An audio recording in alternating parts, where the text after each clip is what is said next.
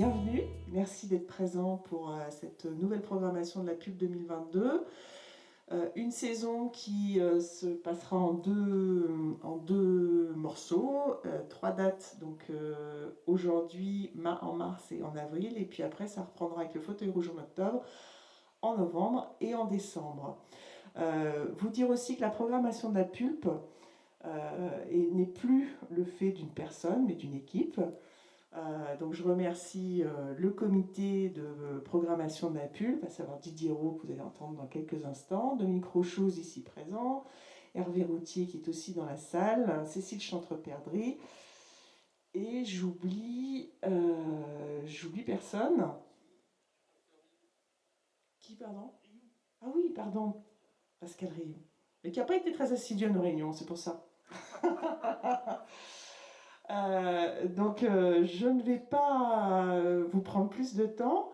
On est content aujourd'hui d'accueillir Naïla, mais Didier va la présenter plus que moi. En sachant que une des volontés aussi, c'est sur la pulpe, donc c'est la vulgarisation scientifique, mais c'est aussi de la sensibilisation aux enjeux sociétals. Et qu'aujourd'hui, je trouve que Naïla nous invite à réfléchir au pouvoir qu'on a tous avec notre carte de crédit et ce qu'on cautionne avec les choix qu'on fait tous les jours. Donc je laisse la parole à Didier qui va introduire Naïla. Merci. Bonjour.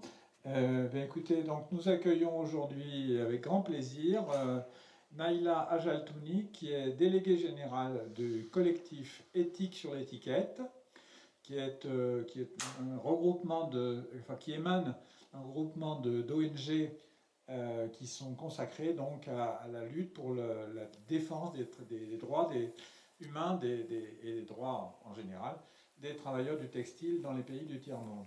Alors, ça correspond de notre point de vue à un intérêt pour des sujets qui sont autres que scientifiques, pour aller au-delà de la science telle qu'on l'a déjà entendue et vue et discutée dans le cadre de la pulpe, donc d'aller vers un sujet qui soit plus, plus politique et aussi plus économique. Et donc, voilà, tout le monde connaît Primark, Shine, Zara, donc on voit là-haut, là, et toutes ces multinationales qui font travailler avec une chaîne de valeur qu'on va vous décrire, tout un tas de travailleurs dans le tiers-monde, et qui sont les travailleurs qui produisent les vêtements qui nous habillent. Voilà, toutes les questions que ça pose, Naïla va nous en parler et va nous expliquer à quel point c'est important pour nous. Merci Naïla. Bonjour à toutes et à tous, merci beaucoup pour cette invitation.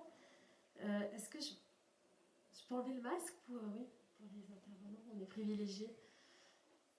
Je ne sais pas si je m'assois ou si je reste debout, je fais comme je veux. Bon. Oui, en effet, j'ai une petite illustration du collectif Éthique sur l'étiquette, en effet, dans lequel je travaille depuis 2007 maintenant. Et donc, comme Didier l'a évoqué, ce collectif est un regroupement d'ONG, de syndicats, d'organisations de défense des consommateurs qui s'est créé dès 1995. Donc à une époque où on parlait peut-être pas autant qu'aujourd'hui de la question des droits des travailleurs de l'habillement, des conditions sociales aussi dans lesquelles sont fabriqués les vêtements que nous portons tous les jours ici, qui sont dans leur très grande majorité délocalisés pour leur production dans des pays à bas coût.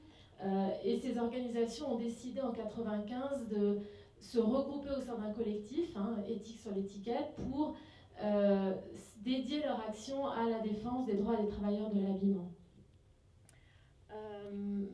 Alors comment est né en fait le collectif Éthique sur l'étiquette en 95? L'idée c'était vraiment donc les années 90, c'est l'accélération de la mondialisation économique et les organisations de ce collectif. Donc il y a des organisations comme Oxfam, ActionAid, la CFDT, Solidaire, l'UFOLEP, la Ligue de l'enseignement, voilà, ce sont peut-être des organisations qui vous disent quelque chose. L'idée de création à l'origine du collectif, c'est de poser la question si la mondialisation économique, telle qu'elle a été promue à partir des années 70-80, a garder ou délivrer sa promesse de permettre une élévation du niveau de vie des personnes, notamment les plus pauvres dans le monde, par l'accroissement des échanges. Et il se trouve que le secteur du textile-habillement est venu donner une réponse négative, puisque depuis les années 90 et aujourd'hui encore, c'est un secteur qui illustre les dérives de cette mondialisation économique sans filet social, sans réglementation, sans normes sociales suffisamment élevées pour garantir que, en même temps que les échanges ont cru, en même temps qu'on a créé de l'emploi dans ces pays, on a eu la garantie que c'était des emplois dignes, des emplois décents qui permettaient à ces travailleurs de vivre dignement du fruit de leur travail. À partir donc dans les années 90, on est vraiment dans l'essor de la mondialisation économique et surtout jusque dans les années 2000 d'une mondialisation dans le secteur de l'habillement. Hein, je vais vraiment parler de ce secteur qui est celui auquel on s'intéresse, qui a été entièrement libéralisé. C'est-à-dire que jusqu'en 2005, le secteur du textile était protégé ou encadré, disons, par un système de quotas qui instaurait des quotas d'exportation à partir de certains pays et qui a permis de protéger des économies, mais notamment la France, hein, qui est un pays aussi de tradition textile, de savoir-faire et de production, a bénéficié de ce système de quotas jusqu'en 2005, tout comme des économies plus petites comme Madagascar. On connaît peu l'histoire de tradition textile de Madagascar, mais lorsque cet accord multifibre en 2005 arrive à son terme, le marché international de l'habillement a pu voir arriver des pays qui se sont spécialisés dans une production à bas coût, au premier rang desquels la Chine, bien sûr, qui avait un nombre de travailleurs extrêmement important. Il faut savoir que jusqu'à présent, l'industrie de l'habillement, de l'habillement textile, c'est une industrie qu'on appelle à forte intensité de main-d'œuvre. Donc il fait appel à peu de mécanisation. On n'a jusqu'à présent rien trouvé mieux qu'une femme derrière une machine à coudre pour fabriquer des vêtements dans le monde entier. 85% de la main-d'œuvre dans le secteur du textile-habillement sont des femmes dans le monde.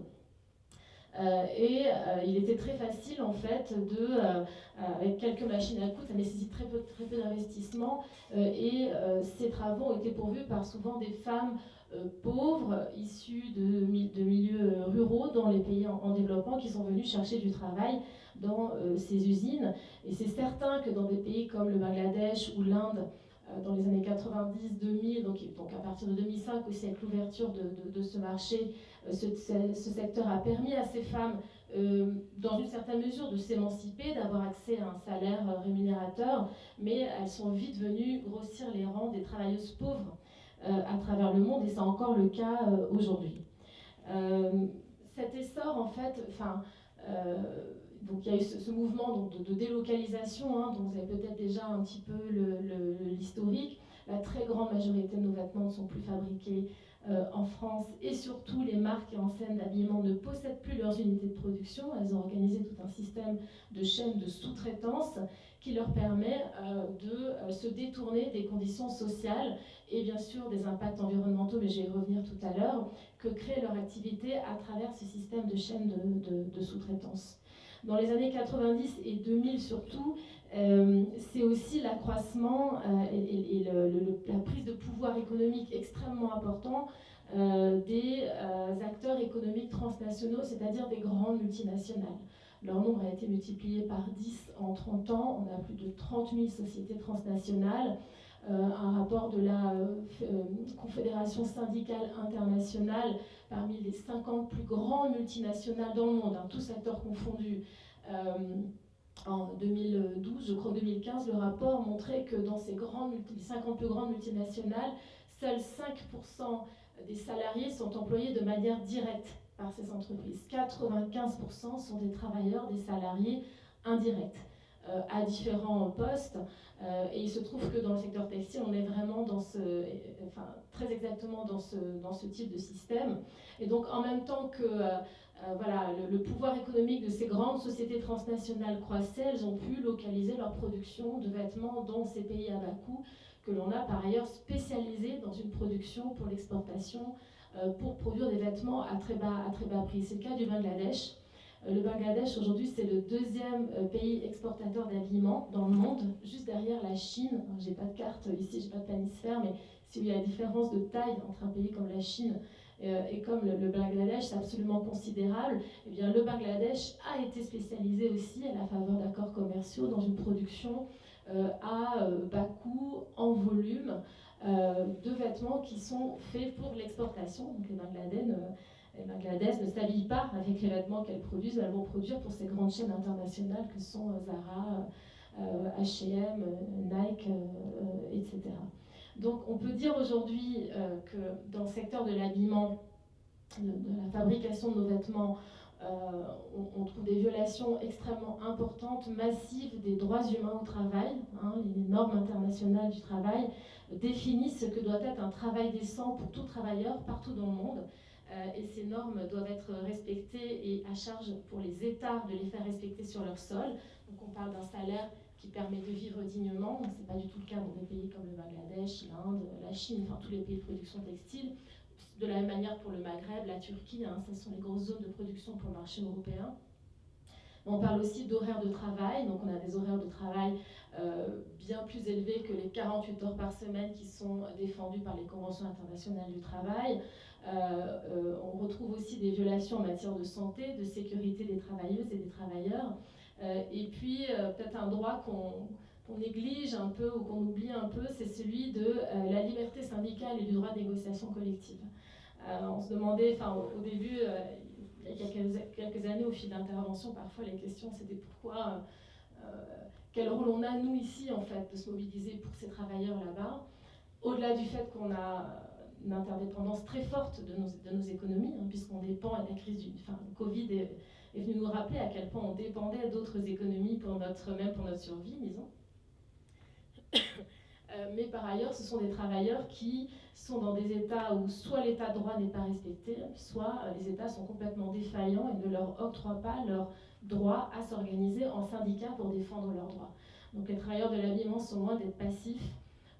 Quotidiennement, dans les pays de production textile, on a des grèves, des occupations d'usines, des manifestations, mais ces manifestations se font souvent au péril, peut-être pas de la vie, ça peut arriver, mais en tout cas, se font sous la menace d'être emprisonnés, réprimés. Et donc, il y a, au-delà de cette menace physique,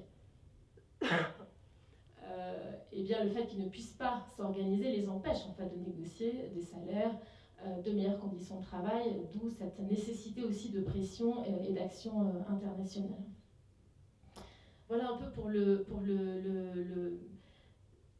contexte dans lequel on évolue. Il y a quelque chose qui vous a peut-être marqué il y a quelques années et qui est vraiment venu illustrer les dérives en fait, qui existent dans le secteur de l'habillement. C'est l'effondrement du Rana Plaza au Bangladesh en 2013. Je ne sais pas si ce nom vous évoque à tous quelque chose.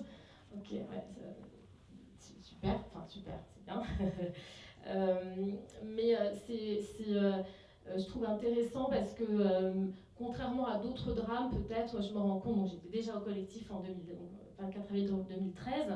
Là, ça va faire bientôt 9 ans, bientôt 10 ans, et en fait, cet effondrement est encore très présent. Et on pensait qu'au bout de quelques années, on oublierait. Alors, les jeunes générations n'ont pas forcément en tête, les plus jeunes, évidemment, parce que c'est encore trop neuf. Mais ceux qui... on a entendu parler à l'époque, c'est resté encore très présent. Donc le 24 avril 2013, dans la banlieue de Dhaka, qui est la capitale du Bangladesh, le Rana Plaza s'effondre. C'est un immeuble de 8 étages qui héberge plusieurs ateliers de textile. On ne peut pas appeler ça des usines, évidemment, il n'y a aucune... Ce sont vraiment des ateliers de misère. Et dans cet immeuble travaillent plus de 5000 ouvrières et ouvriers de l'habillement, donc très majoritairement des femmes, comme je l'ai dit. Cet immeuble s'effondre donc au matin. On est nous-mêmes, je l'ai appris par la presse en fait, par des journalistes qui nous ont appelés. Et ça a été le point de combat pendant des jours, des semaines, des mois, en fait, des années en tant qu'ONG à suivre les effets de ce drame en matière d'indemnisation des victimes, d'identification des marques, etc.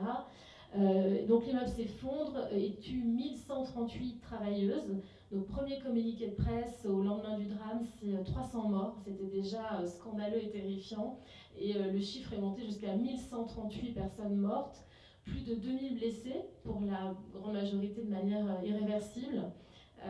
Dans des pays, bien sûr, où on n'a pas de prise en charge du handicap et en plus une protection sociale qui permettrait à ces travailleuses ensuite d'aller trouver un travail ailleurs. Donc beaucoup sont rentrés en fait chez leur famille ou dans leur campagne. Et au-delà de ce chiffre assez insoutenable, très rapidement, des journalistes identifient des noms d'enseignes internationales. Et c'est vraiment la combinaison de ces deux événements, de ces deux éléments, qui a créé cette émotion internationale. Et c'est là que c'est intéressant, si je puis dire, c'est que ça a suscité vraiment une réaction aussi politique et citoyenne. Et c'est un autre moment fondateur dans le combat pour les droits des travailleurs du textile et pour aussi une consommation plus responsable, c'est l'effondrement de cet immeuble.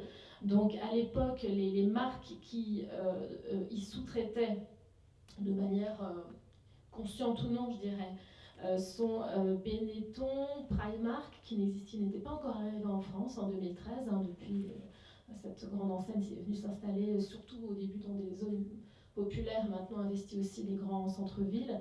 Donc Benetton, Primark, Auchan, Camaïeu, et d'autres que j'oublie, il y avait Loblaw, PVH, voilà, des marques qui ne sont pas nécessairement connues, en tout cas sur le marché français. Voilà, l'ampleur de ce drame et surtout le nombre des marques qui sont de différents segments de marché. Primark, c'est vraiment la fast fashion, les vêtements à 3, 4, 5 euros. Benetton, c'était quand même un autre segment de marché encore il y a 10 ans. C'est censé être un gage de davantage de qualité, même si Benetton a été impliqué dans d'autres scandales, d'autres types pendant de nombreuses années.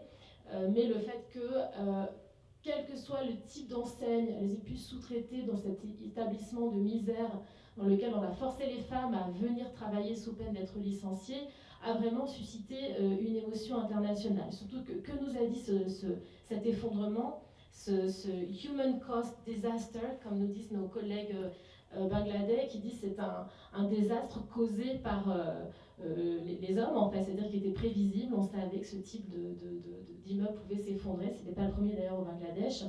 C'est vraiment un effondrement qui est venu montrer l'organisation en chaîne de sous-traitance complètement opaque. On n'a aucune traçabilité sur la façon sur les conditions et les lieux dans lesquels se fabriquaient les vêtements, et surtout la façon dont ces grandes enseignes internationales ont organisé aussi leur irresponsabilité à travers, en diluant en fait dans ces chaînes de valeur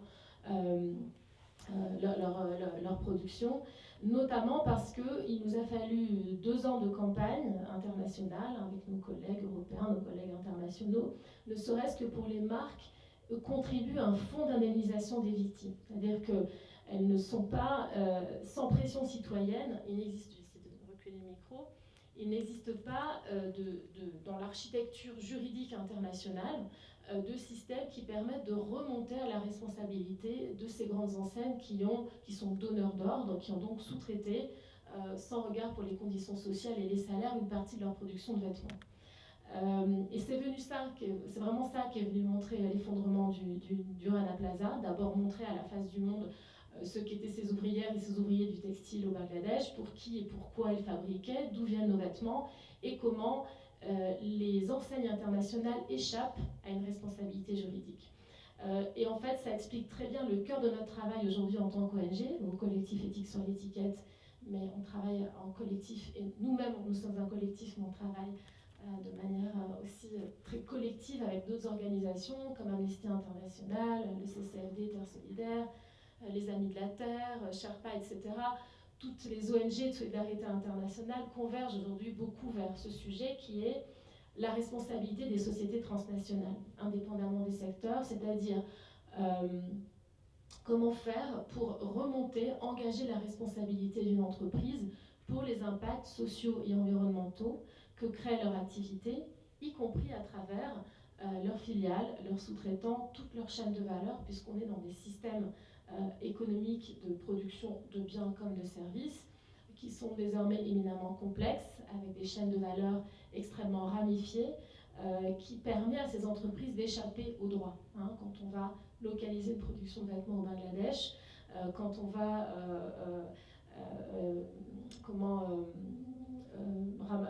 récolter du bois en Amazonie. Bon, d'abord, il y a évidemment des pays qui offrent des ressources naturelles qu'on n'a pas nécessairement sur nos territoires, mais ces grandes sociétés transnationales échappent aussi dans ces endroits à des normes sociales et environnementales auxquelles elles seraient juridiquement soumises en France et en Europe. Si un immeuble s'effondre sur des ouvriers, on a eu des exemples comme AZF ou d'autres grandes catastrophes. Ce sont des émotions déjà terribles, et pour cause, on a raison, mais on a un système de droit qui s'applique et qui permet d'aller chercher la responsabilité du donneur d'ordre, c'est-à-dire la société qui va contrôler, en fait.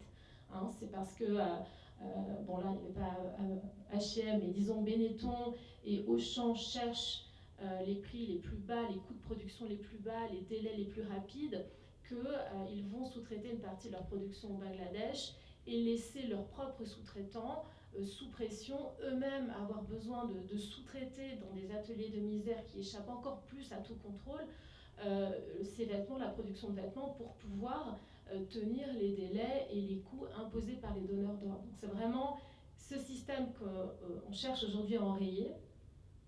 Et puis, c'est une question qui a été extrêmement, et c'est le sujet de la conférence, accentuée par l'émergence de la fast fashion. Je ne sais pas si ce terme vous est familier. La fast fashion, c'est vraiment, bon, c'est la mode rapide, la mode jetable, on dit en français. J'ai oublié, au Québec, ils ont une autre traduction. C'est vraiment un modèle économique qui a été créé de toutes pièces. Ma génération n'a pas grandi avec des H&M et des Zara, donc des vêtements à 4-5 euros. L'idée, c'est vraiment de prendre un peu le modèle de la grande distribution et de l'appliquer au secteur de l'habillement. Cette mode rapide, elle a plusieurs critères. Il s'agit donc de produire à très bas coût pour vendre des vêtements peu chers, souvent de piètre qualité, qui ne sont pas conçus pour durer, avec une accélération constante du rythme des collections. On ne parle même plus de collections, on parle donc avant on avait des collections printemps, été, automne, hiver. Il y a la fonction utilitaire du vêtement étant encore présente. En fonction des saisons, on a besoin aussi des vêtements pour se vêtir, se protéger, etc. On a la fonction sociale. Là, on a plutôt une incitation à consommer et à acheter toujours plus en jouant sur le côté éphémère et sur l'obsolescence. C'est vraiment l'obsolescence programmée dans l'habillement, sur l'obsolescence de la mode et l'incitation à toujours changer. Et ça, donc, c'est typiquement le modèle H&M et surtout Zara. C'est Zara, l'entreprise qui a érigé au plus haut sommet cette question de la fast fashion. Même si Zara ne fait pas partie des marques les moins chères, elles ont même augmenté leur prix pour des niveaux de qualité par ailleurs qui sont restés assez médiocres par rapport à d'autres enseignes qui vendraient à ces mêmes prix. Et donc on est venu dire aux consommateurs, alors très souvent, et c'est d'ailleurs ce que disent son problème H&M quand on les rencontre, c'est les consommateurs cherchent des bas prix. On nous a demandé, on veut des bas prix. C'est sûr, c'est évident que encore aujourd'hui, le premier critère d'achat d'un vêtement, c'est le critère du prix, avant celui de la qualité ou même du design. Mais ce n'est pas le consommateur qui est à l'origine de ces modèles économiques, qui est parti dire tout d'un coup, au fait, mon vêtement à 25 euros, je ne le veux plus à 25, je le veux à 3. Et donc, je vais exiger qu'il y ait une accélération des collections, que la mode soit obsolète, et je vais être d'accord pour que mon vêtement dure 5 semaines ou 10 semaines. Voilà, donc, ça ne se passe pas comme ça. On a là des entrepreneurs qui ont bien compris qu'ils avaient intérêt, en fait, pour faire du profit, faire de l'argent, vendre un maximum. Et pour vendre un maximum, il faut vendre à bas coût. Et donc, pour vendre à bas coût, il faut compenser sur les volumes. Et donc, c'est comme ça qu'on a eu ces stratégies de déploiement d'énormément de boutiques de H&M et de Zara, par exemple. Donc, vous avez des rues entières, les rues Zara, les rues H&M. Vous allez retrouver d'ailleurs toutes les enseignes du groupe Zara. C'est le groupe Inditex, donc un groupe espagnol fondé dans les années 60, dont le patron a été première fortune mondiale devant Bill Gates à la faveur de courses de bourse il y a quelques années. Bon, c'est plus le cas, le pauvre, je crois qu'il est 5 ou 6e ou 7e formule mondiale. Mais ça pour dire que ça a été des modèles extrêmement fructueux, en fait, pour ces grandes entreprises. Et donc le groupe Inditex a donc sa marque phare, c'est Zara, mais il va avoir Bershka, Stradivarius, Oysho, Pull&Bear. Donc vous avez parfois dans des centres commerciaux, dans des rues entières, des enseignes qui appartiennent au même groupe, avec les mêmes modèles de sous-traitance, etc. Et puis côté H&M, vous allez avoir COS, qui est la marque un peu, voilà, un peu plus haut de gamme. Et puis il y en a une autre, que j'oublie le nom, je ne suis pas très bonne en marque, Secret quelque chose. Voilà, et donc ce système est venu aggraver en fait la pression sur les coûts, la pression sur les délais, la dégradation des conditions de travail et surtout la pollution environnementale qui est absolument considérable dans la mode, puisque ces vêtements, au lieu d'en acheter un ou deux, enfin on va en acheter 10 d'un coup. Et c'est très visible dans les boutiques Primark, hein. D'ailleurs ils ont des sacs énormes. La mode est tellement peu chère, c'est une espèce de deal tacite, hein. On est d'accord pour acheter de la très mauvaise qualité puisqu'on la paye peu cher, et on est d'accord pour dire qu'elle ne nous durera que quelques semaines. Là, on devrait pouvoir faire des choix en effet de qualité et surtout se dire que comprendre qu'on a aujourd'hui une vision complètement distordue du vrai coût d'un vêtement. Un vêtement à 5 €, c'est un vêtement qui n'existe pas en fait, c'est un vêtement dont on a complètement ignoré, caché le coût social, le coût environnemental qu'on est en train de payer, bien sûr. Et tout ça, alors qu'on pourrait tout à fait faire autrement, hein. Moi, je pense que la mode, le secteur du textile, de l'habillement, il est vraiment venu illustrer les dérives donc, de cette mondialisation, de cette recherche du profit, de cette frénésie de consommation, c'est vrai. Mais c'est aussi un secteur qui vient illustrer toutes les possibilités d'alternatives. Plus que dans le pétrole, par exemple, je pense que sur la question des énergies, c'est un peu plus compliqué. Là, on sait très bien qu'on peut s'habiller autrement. On sait qu'on peut, d'abord que nos vêtements ne doivent pas coûter ce prix-là, comme un kilo de tomates ne devrait pas pouvoir coûter moins de quelques euros si on veut que le producteur ou le paysan ait eu des prix rémunérateurs qui lui permettent en fait de vivre dignement, tout simplement. Donc, bien sûr, dans des contextes de creusement des inégalités, de paupérisation, mais aujourd'hui c'est très difficile en fait de revenir sur ces modèles, mais c'est possible puisque donc, ces modèles n'ont pas été créés pour satisfaire un consommateur, mais pour créer plus de profit. Et donc là, il y a un nouveau phénomène d'ultra fast fashion, avec comme une enseigne qui s'appelle Shein, on dit Shine, mais en fait c'est Shein, S-H-E-I-N, je ne sais pas si vous la connaissez, de vente en ligne. Donc c'est un peu des marques qui défrayent, des enseignes qui défrayent aussi la chronique et qui font l'objet, heureusement, de plus en plus de documentation de la part de journalistes et de médias d'une manière générale. Donc là, c'est un mélange d'Amazon et de Zara, quoi. C'est un peu les deux gros méchants. C'est-à-dire que, alors Shein, c'est un modèle un peu différent. D'abord, c'est de la vente en ligne, et c'est sûr que derrière quelques clics, on voit encore moins les impacts sociaux et environnementaux de son achat. On n'a plus contact avec le vêtement, donc on ne peut plus toucher la matière, la qualité, donc les modèles jouent aussi là-dessus. Et puis c'est de l'ultra fast fashion dans la mesure où, alors là, on n'a même plus de tendance de collection, etc. C'est l'idée, un peu comme Amazon, c'est d'avoir un maximum de références pour avoir une part de marché la plus importante possible et satisfaire à tous les désirs ou les envies des consommateurs en quelques clics. Shein est capable de proposer jusqu'à 200 000 références. Si vous allez à un moment, un instant T sur leur site web, c'est absolument considérable. Alors eux, c'est un petit peu le retour au Moyen-Âge, hein, c'est-à-dire on n'a plus des grands sous-traitants qui eux-mêmes vont sous-traiter, on a une myriade, on a quelques sous-traitants phares, ça peut être en Inde, en Chine, etc. Et eux-mêmes vont être directement connectés aux résultats, aux tendances des achats en ligne des internautes, et donc pouvoir très facilement faire du réassort auprès de milliers, centaines de milliers de petits ateliers. Vous allez avoir beaucoup de femmes, encore une fois, de milieux plutôt pauvres qui viennent travailler et qui disent qu'elles gagnent un bon salaire. Et c'est vrai qu'en Chine, on a eu des rapports là, de nos collègues suisses qui montrent qu'elles arrivent à gagner un salaire vital, un salaire décent, sauf qu'elles travaillent 70 heures par semaine. Or, le principe de gagner bien sa vie, c'est de gagner bien sa vie pour une durée du travail décente et pas 2 fois ce que représentent les normes aujourd'hui, c'est-à-dire si on prend une norme de 35 heures, ces personnes vont travailler 70 heures pour avoir leur salaire minimum. Voilà, donc ça c'est encore des phénomènes plus récents. Je ne sais pas à quelle heure j'ai commencé pour pas trop... 15h05. Ouais. Pour que je puisse laisser un peu de temps au débat avec vous. Oui, qu'est-ce qu'on fait? Qu'est-ce qu'on fait face à ces modèles? Je voulais quand même dire un peu quel est le sujet de notre travail. Bon, là, je vous ai exposé un visuel sur Zara. Bon, évidemment, c'est Zara, c'est d'autres. Hein. On cible toutes les enseignes. En fait, donc on travaille au sein d'un réseau international qui s'appelle Clean Clothes Campaign, par le biais duquel on travaille avec des ONG, des syndicats, quand ils peuvent exister dans les pays de production textile, des chercheurs. Donc on travaille avec près de 200 organisations. On a des homologues partout en Europe, donc on mène beaucoup de campagnes en commun.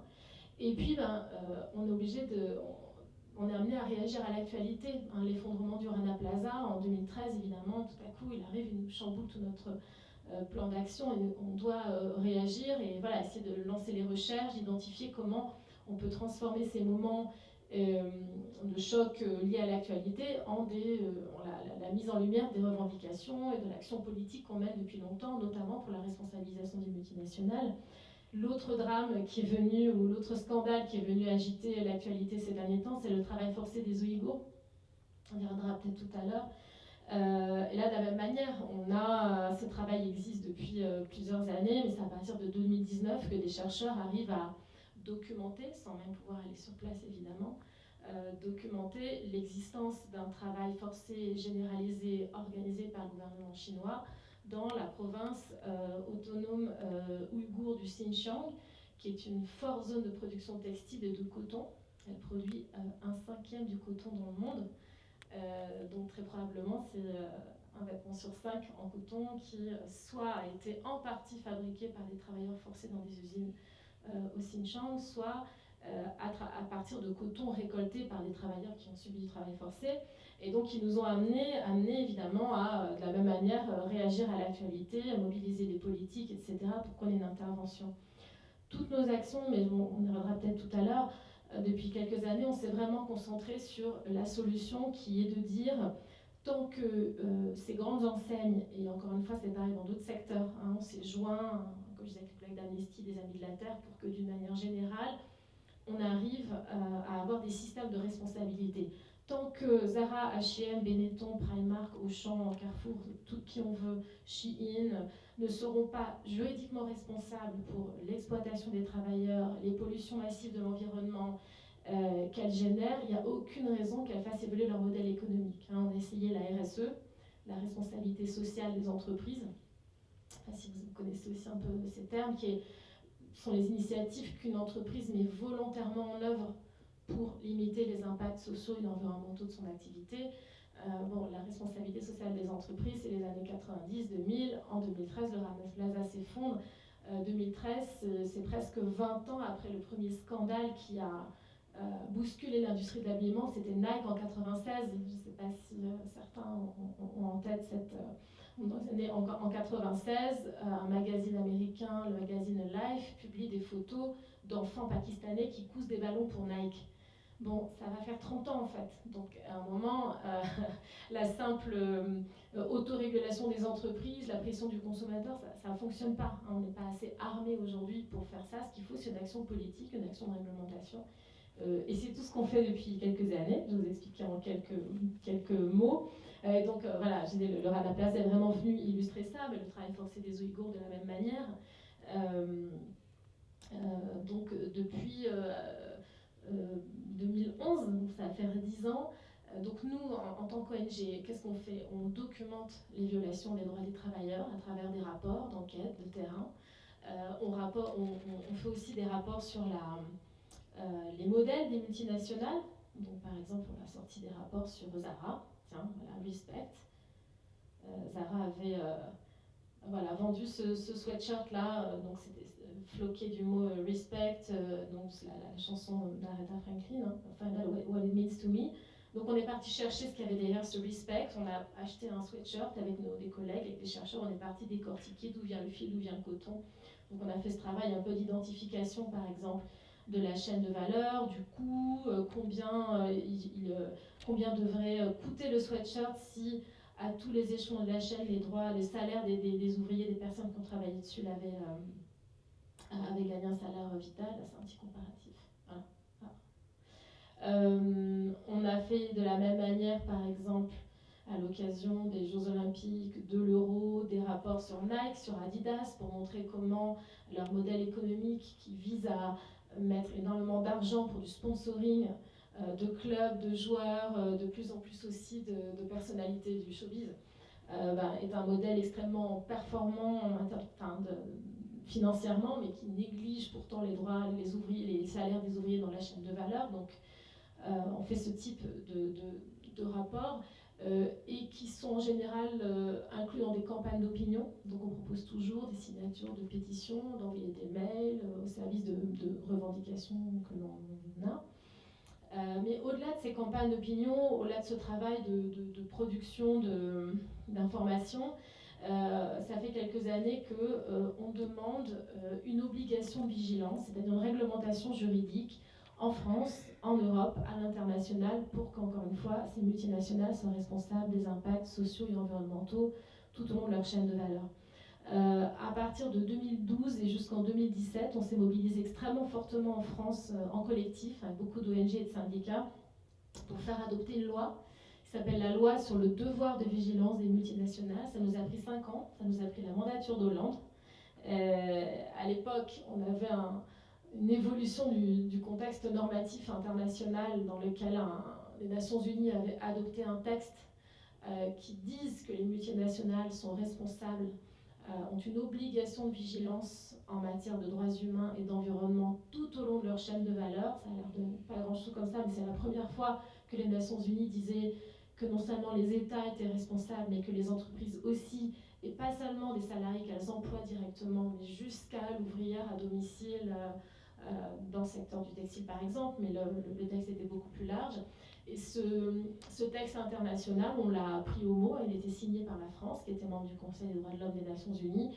Et donc, quand on signe des textes internationaux, on doit les traduire dans sa législation. Et donc, pendant 5 ans, on a mobilisé des députés, on a identifié 3 députés qui ont été vraiment extrêmement engagés, qui n'ont rien lâché, comme on dit, pendant 5 ans avec nous, pour imposer une proposition de loi qui donc est désormais adoptée, la loi sur le devoir de vigilance des multinationales, qui est aujourd'hui encore une loi pionnière dans le monde, pour laquelle on s'est confronté aux milieux patronaux, au MEDEF, à la FEP, au gouvernement, au ministère de l'économie, qui était à l'époque, dont le ministre était notre président actuel, donc Macron était un des premiers opposants à cette loi, bien trop proche des milieux économiques en fait, donc on a aussi dû batailler pour que cette loi dépasse aussi ces clivages idéologiques en fait, notamment en faisant une question de mobilisation citoyenne. On a des militants qui ont écrit à leurs députés, mobilisé les citoyens, on a recueilli des pétitions, on a organisé des débats, on a publié des tribunes dans la presse, on s'est beaucoup expliqué, on a créé un cercle parlementaire avec des députés pour dire que ce type de loi, elle doit en effet dépasser les questions purement idéologiques de est-ce qu'on régule l'activité économique ou pas. Oui, on est obligé de réguler l'activité économique parce qu'elle ne s'autorégule pas, surtout quand il faut respecter les droits fondamentaux, parce que contrairement à ce que disaient certains députés, ou comme disait M. Dassault, dont paix à son âme, ah mais vous nous emmerdez avec les droits de l'homme, voilà, en pleine Assemblée nationale. Donc effectivement, les droits de l'homme, c'est très emmerdant, ça peut coûter, mais en fait, on n'a pas le choix que de les respecter si on veut une société humaine.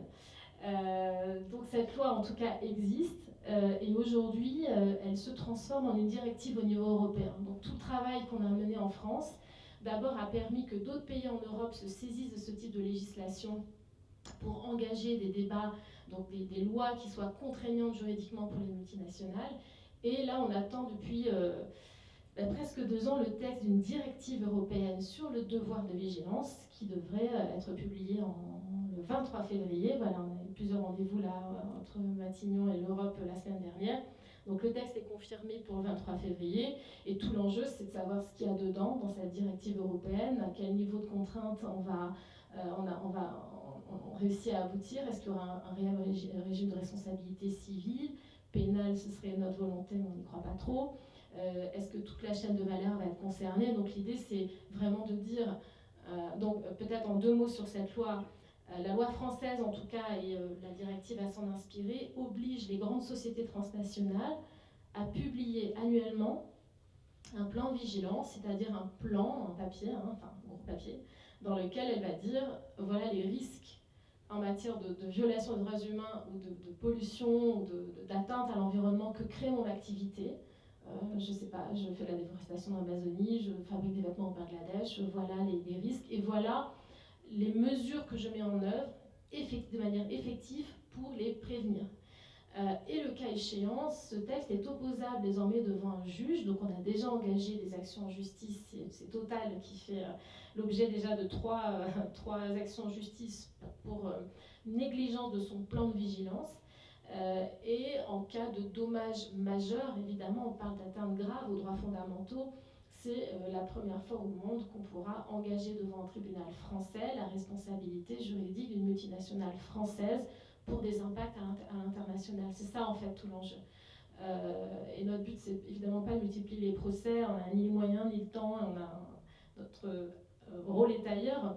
C'est de se dire que c'est l'impunité en fait dont bénéficient les multinationales dans l'architecture mondiale qui cause ces atteintes massives et récurrentes aux droits humains et à l'environnement. Et là, ce qu'on cherche à faire, c'est enrayer, c'est mettre un terme à l'impunité pour les conduire à modifier leur modèle économique. Si en effet, elles sont enfin responsables des questions de sécurité au Bangladesh, l'idée c'est que, eh bien, elles vérifient leur parc fournisseur, modifient leurs pratiques, cessent de faire pression sur les coûts. Et c'est ça en fait l'obligation de vigilance, c'est parce qu'on va enrayer l'impunité, les obliger à modifier leur comportement. Qu'en tant que citoyen, on est redevable devant la loi, les États sont redevables et les acteurs les plus puissants de la mondialisation ne le sont pas encore. Et c'est tout l'objet de notre travail. Et le scandale, enfin le drame ou le travail forcé des Ouïghours illustre ça aussi. Donc ces moments assez forts dans l'actualité nous permettent d'illustrer voilà pourquoi il nous faut des obligations pour les multinationales. Comment faire si elles peuvent profiter en toute impunité et faire du profit sur le dos de populations dont les droits sont bafoués, de populations exploitées et puis de dégâts environnementaux qui commencent à être vraiment, vraiment très graves. Je pense que je vais m'arrêter là. Peut-être c'est pour lancer le débat avec vous. Bon, voilà, c'était juste pour vous montrer le type de... Donc ça, c'est notre compte Twitter. On essaye aussi d'illustrer par des images un peu fortes les rapports, d'expliquer aussi bien sûr la situation.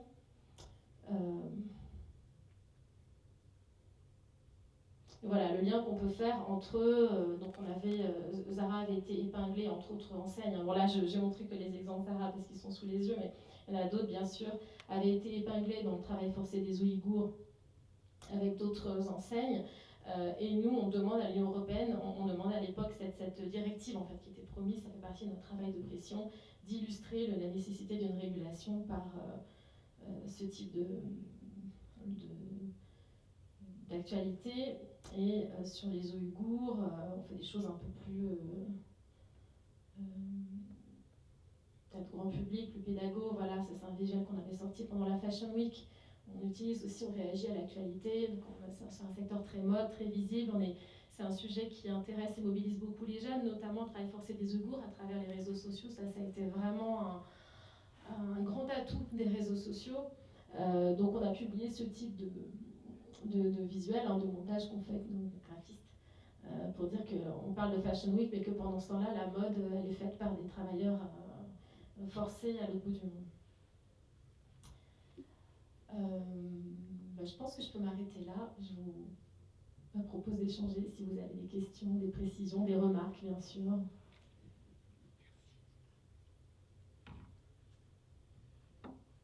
Ça n'a pas été encore dans le détail de ce qu'on peut faire, de comment on agit, mais c'est...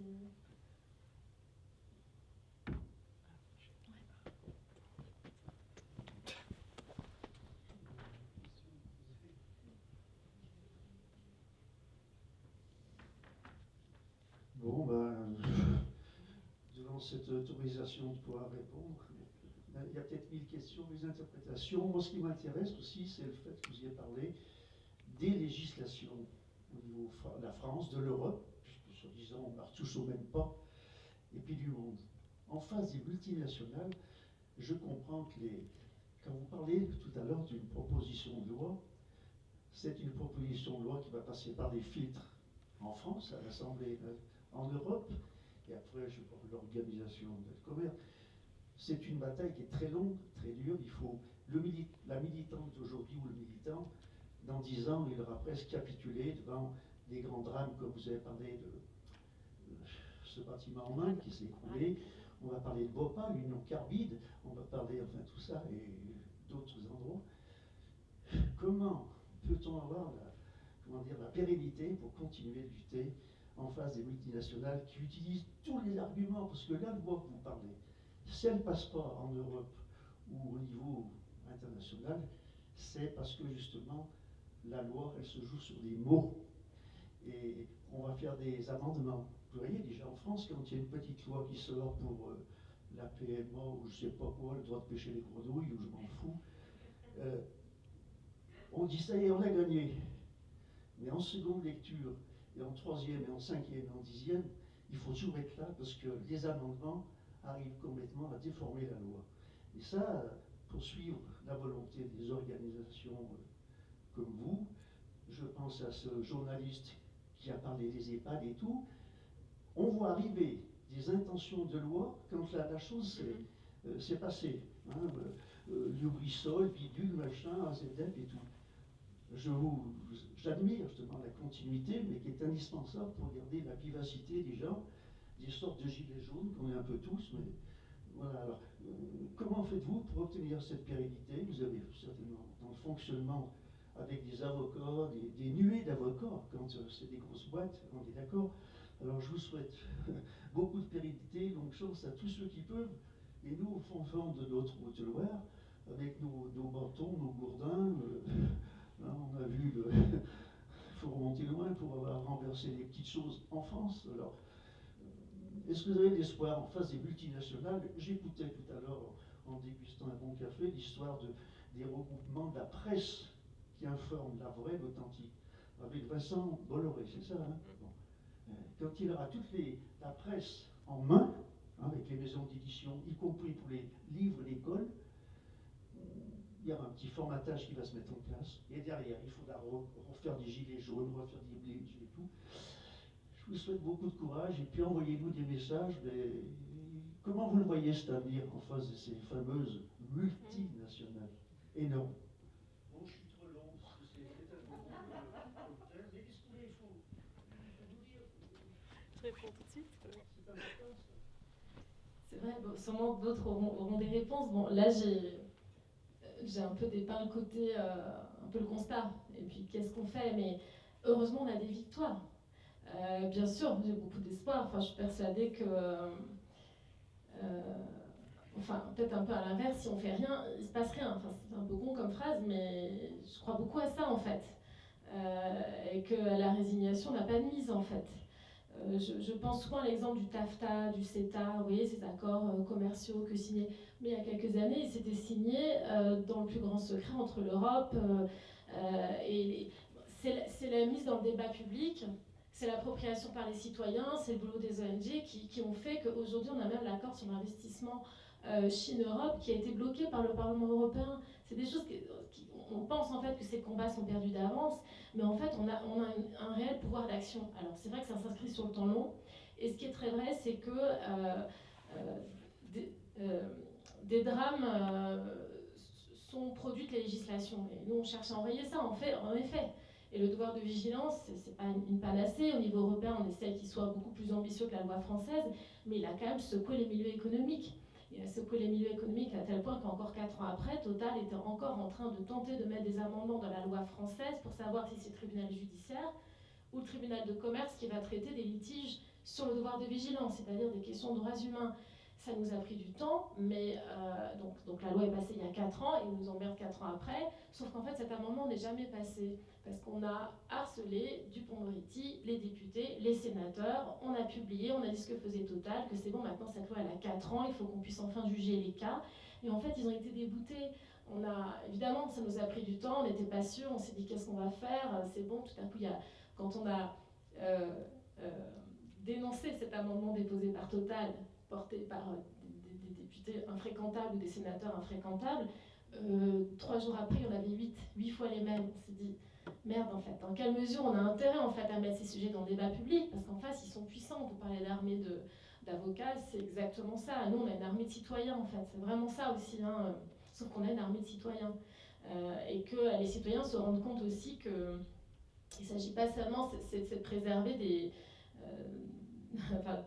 droits qui nous concernent nous aussi en fait. Donc finalement cette bataille-là de l'amendement déposé par Total, elle a été plus rapidement que ce qu'on pensait que c'était foutu. Mais donc je pense quand même, bon, quand on est dans les arcanes, nous c'est notre boulot, on voit en fait ce qui est possible. Je pense que c'est ça qui donne beaucoup de... On voit qu'en fait ça n'est pas impossible. Ça n'est pas impossible que l'Europe impose des normes sociales et environnementales dans son commerce à l'extérieur. Et c'est ce qui se passe. Le travail forcé des Ouïghours, de la même manière, c'était un peu perdu d'avance, mais en fait on a une mobilisation extrêmement massive sur les réseaux sociaux, et c'est pas enrayé, mais c'est vrai qu'on peut être une puissance forte face à des puissances non démocratiques, limite fascistes. Donc je pense qu'en fait on est plutôt en train de gagner certaines victoires, mais qu'il faut en fait qu'on soit plus nombreux, plus puissants. Mais j'ai plutôt, le combat est tellement juste et essentiel, parce qu'il ne s'agit pas là seulement de défendre les droits de pauvres à l'autre bout du monde, c'est de défendre des droits qui vont continuer à nous faire comme société. Donc voilà. Et un autre sujet, c'est l'action en justice. Sur le travail forcé des Ouïghours, on a déposé plainte au pénal avec 2 organes pour recel de crimes contre l'humanité, contre Zara France, Uniqlo France, Skechers USA France et SMCP, Sandro, Mage, Claudie Pierlot, c'est une marque là, très chère. On a tenté le coup avec des avocats, avec la justice a ouvert une enquête en juillet. On a été auditionnés chacune près d'une journée à la gendarmerie, un peu garde à vue. Mais bon, c'est quand même donc la justice dit en effet, donc le recel, c'est le fait de tirer un profit financier d'une situation, d'un délit en fait. Donc là, la justice a considéré qu'en effet, les preuves qu'on soumettait valaient le coût de l'ouverture d'une enquête. Donc on muscle aussi par l'action en justice. Et puis, entre tous les mouvements climat, les mouvements de jeunesse, même s'ils s'organisent un peu en dehors de nos structures habituelles, un peu en dehors de la société civile organisée, pour moi, c'est quand même le témoin d'une résistance qu'il s'agit maintenant de rendre un peu peut-être plus puissante, plus costaud. Mais voilà, je ne sais pas si ça apporte quelques éléments de réponse, mais ces victoires, comme la loi, comme la directive en Europe, comme un traité aux Nations Unies, montrent quand même qu'on n'est pas démunis face à ce pouvoir des sociétés transnationales. De même que l'alternative de consommation se développe beaucoup. Le lien direct producteur-consommateur, la seconde main pour l'habillement. Mais en fait, il nous faut des politiques plus courageux qui arrêtent d'être en arrière de leur société, mais aient le courage de transformer en obligation ce qui est pour l'instant de l'usage. Voilà, le chemin est long, c'est sûr. Mais sans fausse naïveté, hein, je crois sincèrement qu'on grappille. On a des... Jamais assez vite ceux qui ont des belles intentions, des plus importants, incontournables, par rapport aux législations qui sont fondées sur les ordres juridiques de ces sociétés. Vous m'entendez là? Ouais. International, transnational, on s'en fout. C'est qu'on court toujours après. Il n'y a pas eu qu'il y ait un bâtiment pour qu'on se. Vous dites qu'on s'empare du sujet.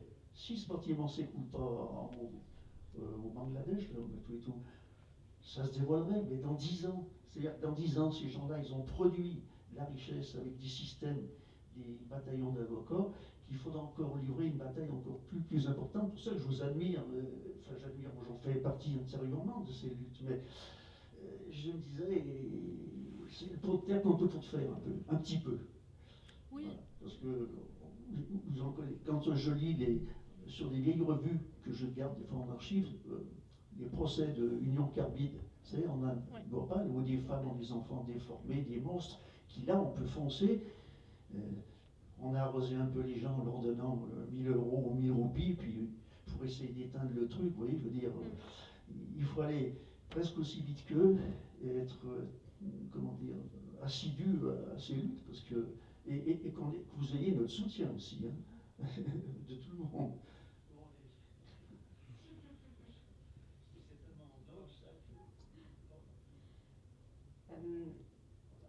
Du coup, ça fait un peu écho à ce qu'on vient de se dire, parce que je vous remercie pour votre présentation et pour toutes ces explications sur le volet juridique, qui est un volet qui nous dépasse. En tout cas, moi, en tant que citoyenne, c'est vrai que c'est des strates qui sont presque trop complexes par rapport à mon niveau de compétence là-dessus. Mais qu'est-ce qu'on peut faire, nous, en tant que citoyens, parce que c'était dit tout à l'heure en introduction, finalement, même si c'est pas nous qui sommes responsables de la situation parce qu'on l'a pas demandé initialement, c'est quand même le fait qu'on consomme qui fait qu'on en arrive à des dispositifs et des montages tels qu'ils sont imaginés par ces entreprises qui ont certainement beaucoup de coûts d'avance. Par exemple, il y a des collectifs comme iBoycott, il y a des campagnes qui existent pour mobiliser un certain volume de citoyens sur boycotter tel produit, telle marque, pour telle et telle raison, hein, pas juste pour idée fixe. Hein, mais est-ce que ça a vraiment du poids ? Est-ce que changer notre façon de consommer... est-ce qu'on arrive aujourd'hui à identifier le poids de telle mobilisation citoyenne collective, mais qui sont je change telle ou telle chose dans mon quotidien, moi je suis acteur du changement personnellement.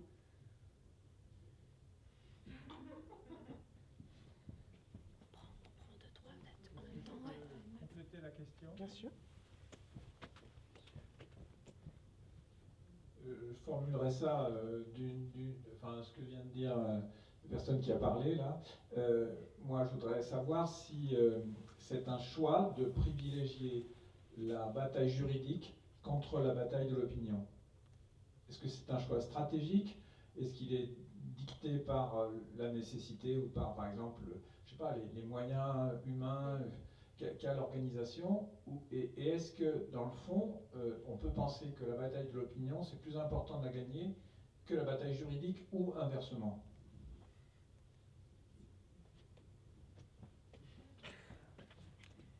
Merci. En fait, moi, c'est une très bonne question parce que l'un sert l'autre. C'est la bataille de l'opinion, on est en plein dedans, et elle nous sert à nos victoires juridiques. C'est-à-dire qu'on n'a pas l'une sur l'autre, et ça va répondre à votre question. Cette loi sur le devoir de vigilance, bon, on est un peu monomaniaque, mais c'est une petite révolution. Hein. Si vous tapez devoir de vigilance sur Google, ça a vraiment fait beaucoup de bruit dans nos milieux. Moi aussi, hein, j'ai découvert, moi je suis économiste du développement de formation, je me suis formée aux aspects juridiques, on a bossé avec une ONG spécialisée, avec des avocats, donc chacun a mis au pot un peu ses compétences justement.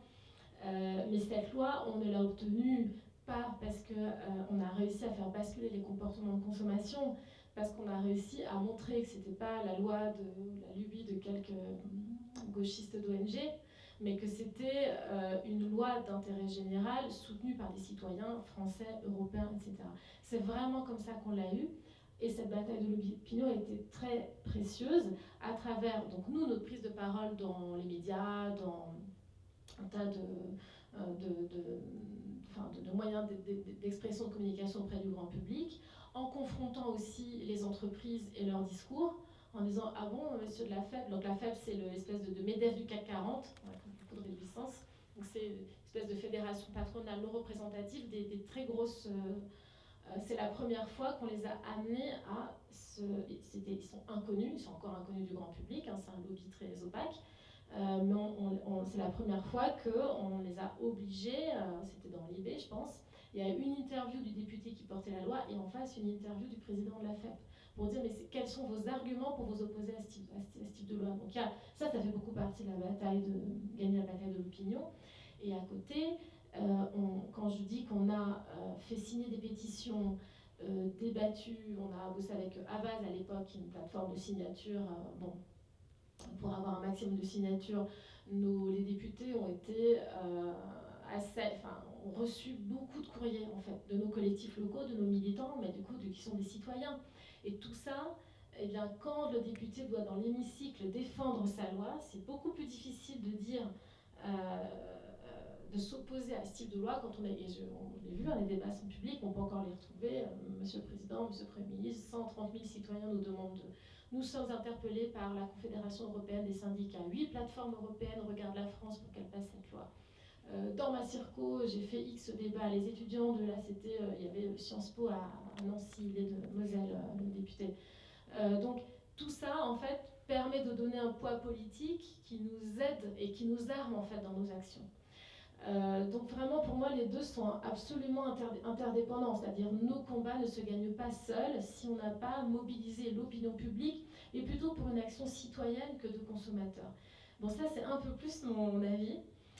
Et donc, éthique sur étiquette est plus que juridique, parce que ça fait partie des choses, c'est une bataille politique, en disant c'est aux politiques de réguler les multinationales. Notamment, c'est plutôt quelque chose de très pragmatique, il y a une stratégie qui nous vient de l'expérience, c'est que ça ne fonctionne pas. Éthique sur étiquette existe depuis 1995, et en fait, on pourrait faire chaque année une campagne contre H&M. Ça ne marche pas, en fait. Le modèle est trop implanté, trop large, trop grand, pour se dire que c'est l'action individuelle et du consommateur qui va changer les choses. Donc moi, cette action, je la trouve essentielle parce qu'elle permet de se sentir citoyen. Moi, je boycotte 1 milliard de trucs. L'ONG n'appelle pas au boycott. Ça, c'est des questions, par exemple, qui ne font pas consensus au sein de nos mouvements internationaux de défense des droits des travailleurs. Au Bangladesh, ils nous disent surtout n'appelez pas au boycott, parce que malgré tout, on dépend, pour 3 millions de personnes au Bangladesh, de l'industrie de l'habillement pour vivre. Nous, si on appelait au boycott, ce serait un boycott d'enseigne, pas de pays. Sauf que c'est difficile d'expliquer aux gens qu'on ne boycotte pas le Bangladesh, mais qu'on boycotte telle ou telle enseigne. Et puis on boycotte quoi dans l'habillement? On va être hyper emmerdé, il faudrait tout boycotter. Donc pour nous, cet appel, il est compliqué. Donc iBoycott, on les connaît, on a bossé un petit peu avec eux. Moi, je trouve que c'est intéressant de conscientiser les citoyens, mais je pense que c'est pas assez puissant en fait. On ne peut pas boycotter à 3000 en disant je boycotte. Il faut une action qui vienne rendre coûteux ces modèles prédateurs pour les droits fondamentaux. Donc oui, pour moi l'action du consommateur, elle est essentielle pour nous qui avons, je dis nous parce que vous êtes venus samedi après-midi ici, qui avons les moyens de le faire, c'est-à-dire on a accès à l'info, on sait à peu près comment consommer autrement. Si c'est pas des marketing, ça peut être la seconde main, c'est le vintage. Il y a une majorité de population pour qui elles n'ont pas accès, ne serait-ce qu'à ça, à cette info. Il y a une question financière évidente. La mode éthique, enfin, je suis entourée de copines de la mode éthique, c'est surtout des femmes qui ont des projets incroyables. C'est aujourd'hui trop compliqué de se dire qu'on est capable de mettre 70 € dans une blouse. Enfin, ponctuellement, oui, pour un cadeau quand on peut, quand on a envie. Mais pour des familles entières qui doivent s'habiller dans des zones, même pas rurales, même à Paris c'est difficile, même à Toulouse, dans les grands centres-villes, c'est difficile de trouver des marques éthiques. Donc il y a tous ces freins, plus la question financière, là où l'action politique, citoyenne, de pression, d'interpellation, d'écrire aux marques, de se mobiliser sur les réseaux sociaux, de venir au débat, de questionner les vendeurs, de questionner les marques, ça a l'air un peu comme ça, un peu c'est peu palpable, un peu dérisoire. En fait, tout ça mis bout à bout, c'est ce qui nous permet de lutter sur le TAFTA, les Ouïghours, les accords commerciaux, et d'obtenir des victoires en fait. Mais à côté, bien sûr qu'il faut c'est aussi parce qu'il y a eu une explosion de la seconde main. On a été plus 30% en 2019, c'est énorme le marché de la seconde main. Qu'aujourd'hui on a toutes les enseignes, alors elles ont toujours un coup d'avance, c'est assez évident, se mettent, là je suis passée dans un Décathlon. Décathlon vend maintenant ses propres vêtements en seconde main. Bon, franchement, on se marrerait si c'était pas déjà Muliez, la famille. Et si c'était pas juste un argument, enfin une opportunité économique en fait. Mais ça veut bien dire que là, l'action massive du consommateur fait réfléchir les grandes enseignes sur leur modèle. Et ça, c'est sûr. Ça, c'est une vraie évidence. On a même au sein des grandes enseignes une réflexion sur leur modèle économique. Est-ce qu'on doit faire l'économie circulaire? À quel point on doit recycler? Parce que là, les gens le demandent. Et ils ne le demandent pas forcément en baissant leur consommation, mais ils le demandent d'une manière plutôt citoyenne, politique, à travers cette interpellation, cette pression qui est pour nous vraiment le cœur de l'action.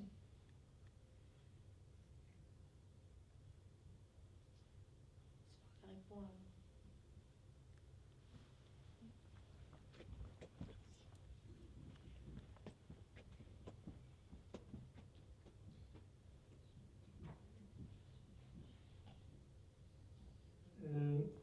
Est-ce que Vinted c'est bien?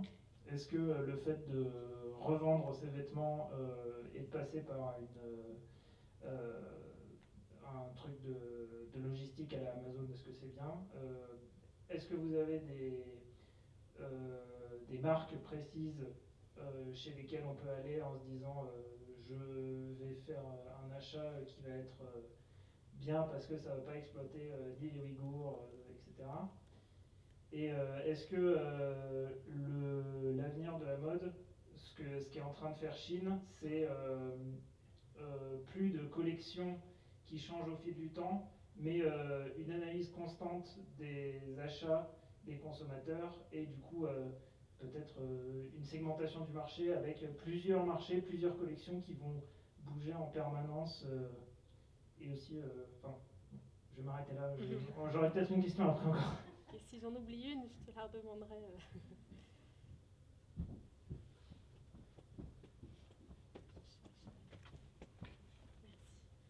Vinted, c'est une vraie question parce que c'est devenu une énorme machine cotée en bourse de marché de la seconde main. Or, Vinted, à la différence d'autres initiatives de seconde main, ne s'est jamais créé pour offrir une alternative aux impacts environnementaux ou sociaux de la mode. Donc, par ailleurs, Vinted, nous on avait fait un ou deux articles pour, pas pour dénoncer, mais pour dire pourquoi, en effet, c'était pas un modèle responsable, Vinted, parce qu'il n'est pas conçu comme ça.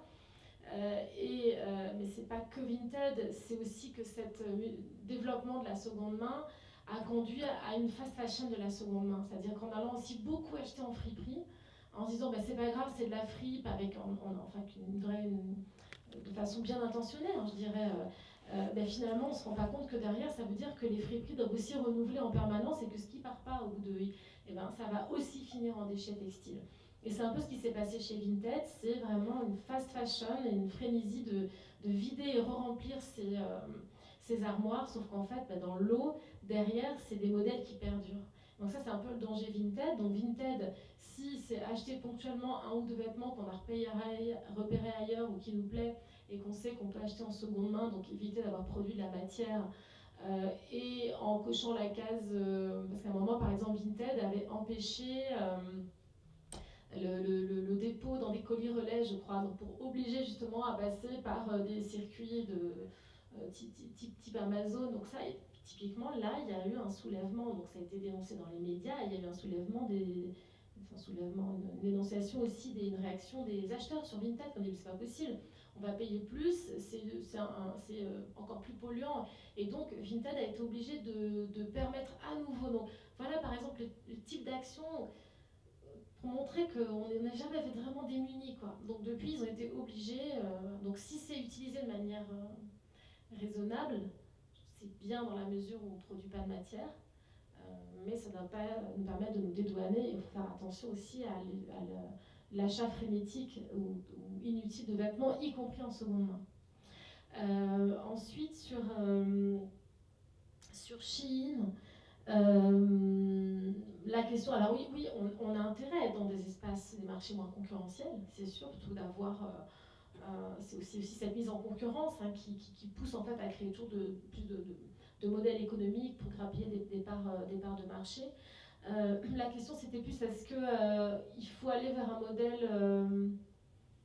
la question sur Shein c'était quoi ? Est-ce que ça va créer une segmentation du marché et plus des collections qui s'adaptent au fur et à mesure, mais simplement jamais de grands changements avec une Fashion Week et on lance une collection et simplement tout change. Plein de modèles tout le temps. Ah oui, c'est un peu ce qui se passe et même les Fashion Week sont en train de se poser des questions parce qu'elles sont, pas qu'elles sont ringardes, mais c'est pas comme si la haute couture concernait beaucoup de gens. Donc déjà, il y a une réflexion dans le milieu de la mode pour dire est-ce que ça vaut le coup de faire venir tous ces gens, cette débauche d'argent, tout le fret pour les vêtements, les mannequins, l'organisation. Donc là, il y a eu il y a des créateurs qui ont proposé des défilés en ligne pour limiter les impacts environnementaux, notamment des Fashion Week. Et on est déjà un petit peu sur ces modèles. C'est pas tant la segmentation de marché, c'est le fait qu'on n'a plus de collection en effet. On les a plus déjà depuis Zara. Zara, ils ont été les premiers à être capables de, entre le design et la mise en rayon, qui ne s'écoule que 5 semaines. 5 semaines, c'est très peu pour avoir conçu, fabriqué, acheminé, etc. Shein, on est à 2 semaines ou 10 jours. Notamment parce qu'il n'y a pas de boutique, il n'y a pas la question du stockage. Et qu'ils sont plus réactifs, comme on dit en langage économique, ils ont une forte réactivité parce qu'ils ont cette connexion permanente qui fait qu'en effet, on laisse de côté la question de la mode et des tendances pour proposer des modèles. Et cette accélération de mode, et les modèles vont être plus ou moins tendance selon les achats. Donc on va les produire si ça fonctionne bien. Donc on est plutôt vers ce type de modèle pour ce qui est de la fast fashion et de l'ultra fast fashion. Mais dans les mouvements de mode responsable, il y a à côté de ça un retour aux basiques, c'est-à-dire à avoir chez soi toujours les pièces basiques qu'on va remettre, qu'on va accessoiriser, qui vont tenir longtemps, qui va être le vrai beau t-shirt blanc qui va tenir 4 ans et pas 2 mois ou 2 ans. Donc un retour aux saisons aussi, en se disant, parce qu'il y a une grande réflexion sur les matières. Le coton, c'est une des matières la plus polluante à produire, même si elle est très agréable. Or, des matières comme le chanvre, le lin, finalement, il faut redorer un peu leur blason parce que plus habitué à s'habiller en lin, quoi. Mais le lin ou le chanvre, c'est la matière non polluante, responsable par excellence. On l'a produit en France. Ils ont même relancé, du côté positif, des machines. On ne tissait plus le lin. Il fallait des machines extrêmement... donc c'était tissé ailleurs, mais en Europe. Et là, il y a à nouveau une filature, pardon. Ils cherchent à être capables à nouveau d'avoir des moyens de contrôler toute une chaîne d'approvisionnement sur ce type de matière.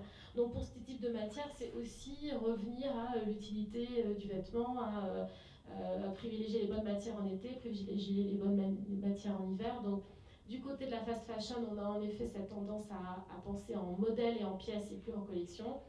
Et du côté de la mode responsable, plutôt à revenir à des basiques, des garde-robes minimalistes et un retour aux saisons et aux matières naturelles.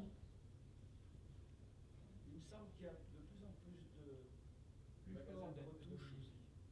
De Retouches. Oui, oui. Donc, Il y a en effet, dans tous les mouvements de mode responsable, il y a ce retour à la réparation du vêtement, et ça fonctionne très bien. Le problème de la fast fashion, c'est vraiment, il n'y a rien qui va dans ce modèle, c'est que d'une part, leurs modèles ne sont pas recyclables, ils sont soit de trop piètre qualité, soit ils ont mélangé des fibres qui rend impossible, en fait on ne sait pas techniquement, on n'a pas les capacités technologiques pour recycler un vêtement qui est composé à 5% de polyamide, 10 d'élastane, 40 de coton, donc voilà aussi des dégâts supplémentaires. Et je parlais récemment avec une collègue de la CFDT, je crois, qui me disait qu'elle parlait avec un industriel, qui disait que donc maintenant on a les étiquettes sur nos vêtements qu'on a tendance aussi à couper parce qu'elles sont super longues, elles grattent, etc. Or, sur l'étiquette, qu'est-ce qu'il y a? Tiens, d'ailleurs, c'est un test. Est-ce que vous savez? On a la composition et les instructions d'entretien. Ah, bravo, ça c'est les 2 choses obligatoires. Et quand on a coupé l'étiquette...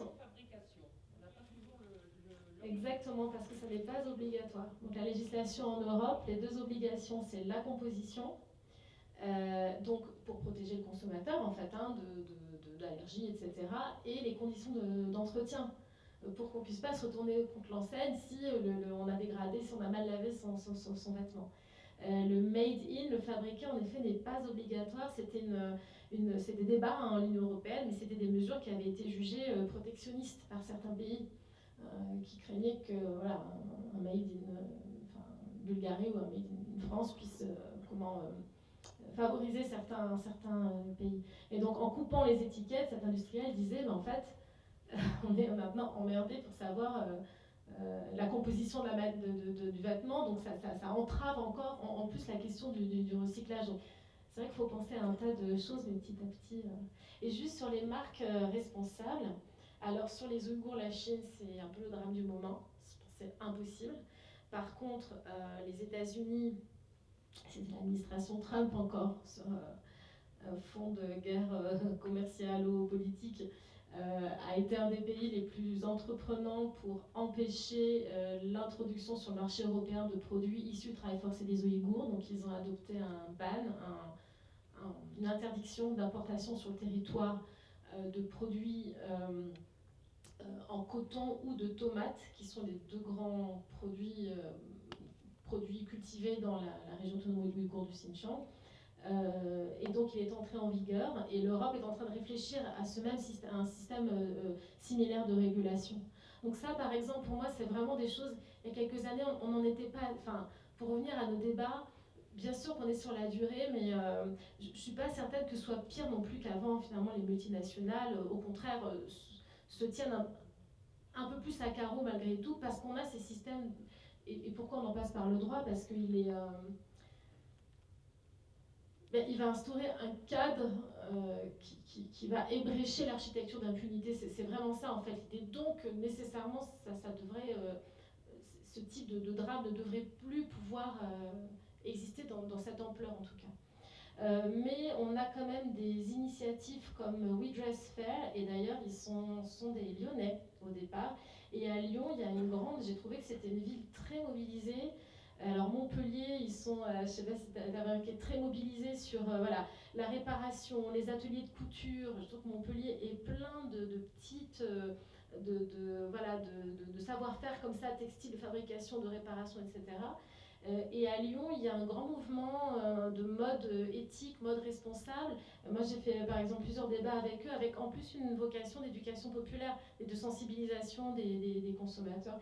Et eux, ils sont, moi, je les trouve super, We Dress Fair. Alors nous, on n'endosse pas de marque, évidemment, en tant qu'ONG, parce qu'on n'est pas capable de vérifier la chaîne de valeur, etc. Mais ce type d'initiative, donc il n'y a pas beaucoup de vêtements, évidemment, parce que l'idée, c'est de ne pas en avoir beaucoup, mais ont été repérées des marques qu'ils considèrent responsables et vont donner tous les critères. Est-ce que c'est sur la matière, est-ce que c'est sur les conditions de fabrication? Et vraiment, ils sont bien. Et en plus, ils ont une super approche. Voilà. Ils ont fait un système de solde libre, par exemple, en disant les soldes, c'est pas bien. Dans la mode éthique, on ne peut pas encore plus comprimer les coûts. Et les soldes, c'est plus un moment où on écoule les stocks comme à l'époque. C'est un moment où, en fait, on en profite pour faire de la vente. Donc ils sont vraiment super. Et il y a un autre qui se définit comme un label. Alors on a bossé avec eux au tout début, pendant longtemps, on se connaît bien. Là je suis un petit peu moins ce qu'ils font, parce qu'ils se sont plus développés comme un label de marque. We Dress Fair, ils ont encore ce côté plutôt sensibilisation et mobilisation citoyenne.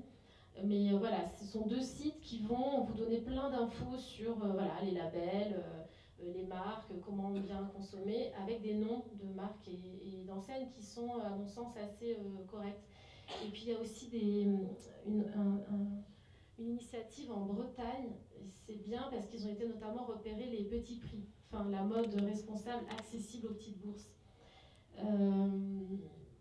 Enfin, petite... comment il s'appelle? Je pourrais vous le retrouver. Je crois que c'est quelque chose vert. Si vous mettez quelque chose vert Bretagne, peut-être que vous allez en tomber dessus.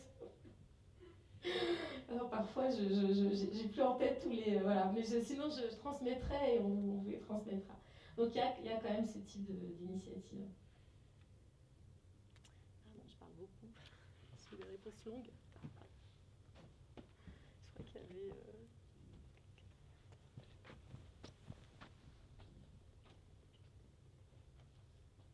Oui, moi j'avais levé la main parce que, comme je suis une boomer, je voulais justement parler de la couture. C'est-à-dire que moi j'ai une garde-robe qui a plus de 40 ans. Ça a plus de 40 ans. Et comme je suis une fille soigneuse et qui aime coudre, et bien voilà, je remédie au moindre accroc à ceux de mes copines, à ceux des petits-enfants qui sont autour de moi. Je mets des patchs sur les genoux quand ils font des trous. Et je trouve que quelqu'un qui sait coudre, eh bien, il économise énormément pour avoir une garde-robe, si bien sûr il boycotte le phénomène de la mode, ce que j'ai tendance à faire, quoi. D'autant que je remarque que la mode est toujours cyclique. Après les pantalons étroits, de toute façon, ce sont les pantalons larges, et après les pantalons larges, ce seront les pantalons étroits, qu'on a déjà tous portés et qui reviennent régulièrement. Donc je me dis que ça fait partie aussi de ce mouvement qui épargne toute la pollution due aux milliers de litres d'eau qui confectionnent un jean et à toute la pollution textile. Mais je n'en suis pas encore à éviter trop les lessives, puisque il m'est arrivé de lire qu'effectivement les particules textiles s'évacuaient à chaque lessive et qu'elles contribuaient bien à la pollution des eaux. Il faut faire du sport, hein. Au bout de 40 ans. Bon, tant que Total a le droit d'avoir son siège illuminé à la Défense toute la nuit, on a le droit de faire une lessive de temps en temps. Est-ce que je peux compléter ou formuler autrement la remarque de la dame du fond, la boumeuse? Je la connais un peu. La question, est-ce que c'est simplement mode et éthique? Est-ce que c'est pas franchement antinomique? Je veux dire, la mode, ça consiste à changer. Est-ce qu'il est imaginable qu'un jour, on décide de ne plus changer nos vêtements? Je veux dire, de faire changer les vêtements uniquement quand ils seront usés. Et, enfin, moi, ça me semble tout à fait inimaginable. Mais je pense que c'est lié aussi au système dans lequel on vit. Voilà.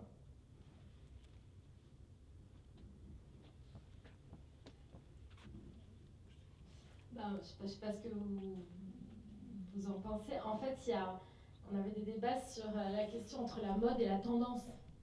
C'est deux choses différentes. C'est la tendance, en fait, qui incite à changer. Mais la mode, le fait de porter de la création visuelle, de la matière, enfin, moi, j'adore, je trouve ça génial. Enfin, quand j'ai commencé à éthique sur étiquette, j'étais vachement emmerdée. Je me suis dit, merde, c'est ça mon métier. J'allais encore, je bossais sur d'autres sujets. J'allais encore évidemment. Donc il y a cette distinction entre mode et tendance. Et c'est le fait d'avoir dit que la mode était une accélération de tendance qui a créé ces dégâts. Mais c'est vrai dans beaucoup de choses. Il y a, vous savez peut-être ce qu'on appelle les bureaux de tendance. Moi j'ai découvert ça il y a quelques années dans ce milieu. Donc des cabinets, des bureaux qui sont très très bien rémunérés et qui vont imaginer les tendances. Et que vous allez retrouver pas seulement dans la mode, mais dans le design, dans la déco, parfois vous avez des coussins qui ont les mêmes motifs qu'une jupe donc un coussin chez je sais pas qui vont avoir les mêmes tendances, je sais pas, l'imprimé feuille d'automne ou des éventails ou le retour du blanc cassé et du noir. En fait, ils viennent abreuver toutes les tendances de la société en fait, en culture, en mode, en cuisine, en design. Et donc il y a aussi le rôle de ces bureaux de tendance qui sont là pour nous vendre et pour vendre en fait aux grands créateurs et aux industriels des codes dont ils vont s'inspirer pour ensuite créer les choses qu'on va nous vendre. Et donc de la manière qu'il y a aussi une mode de la déco par exemple, de changer la déco, etc. Donc on a tous ces échelons aussi un peu intermédiaires qu'on ne connaît pas en fait. C'est aussi un peu opaque en fait le milieu du marketing, d'où vient tout à coup que telle ou telle chose est tendance. Donc moi, sur la mode, je trouve la fonction sociale du vêtement passionnante, hyper importante. La mode, elle a aussi été associée à des moments révolutionnaires, en fait, à des grands moments politiques. Et en ça, je trouve ça fantastique. Les années 70, le mouvement punk, le métal, moi, je trouve ça... le vêtement comme distinction politique, je trouve très fort, en fait, très puissant. Et la mode aussi, du coup, en ce sens-là. Mais en effet, là, il faut à tout prix qu'on qu'on réfléchisse, c'est sur cette question de la tendance qui serait nécessairement une accélération en fait, et une diversification très rapide.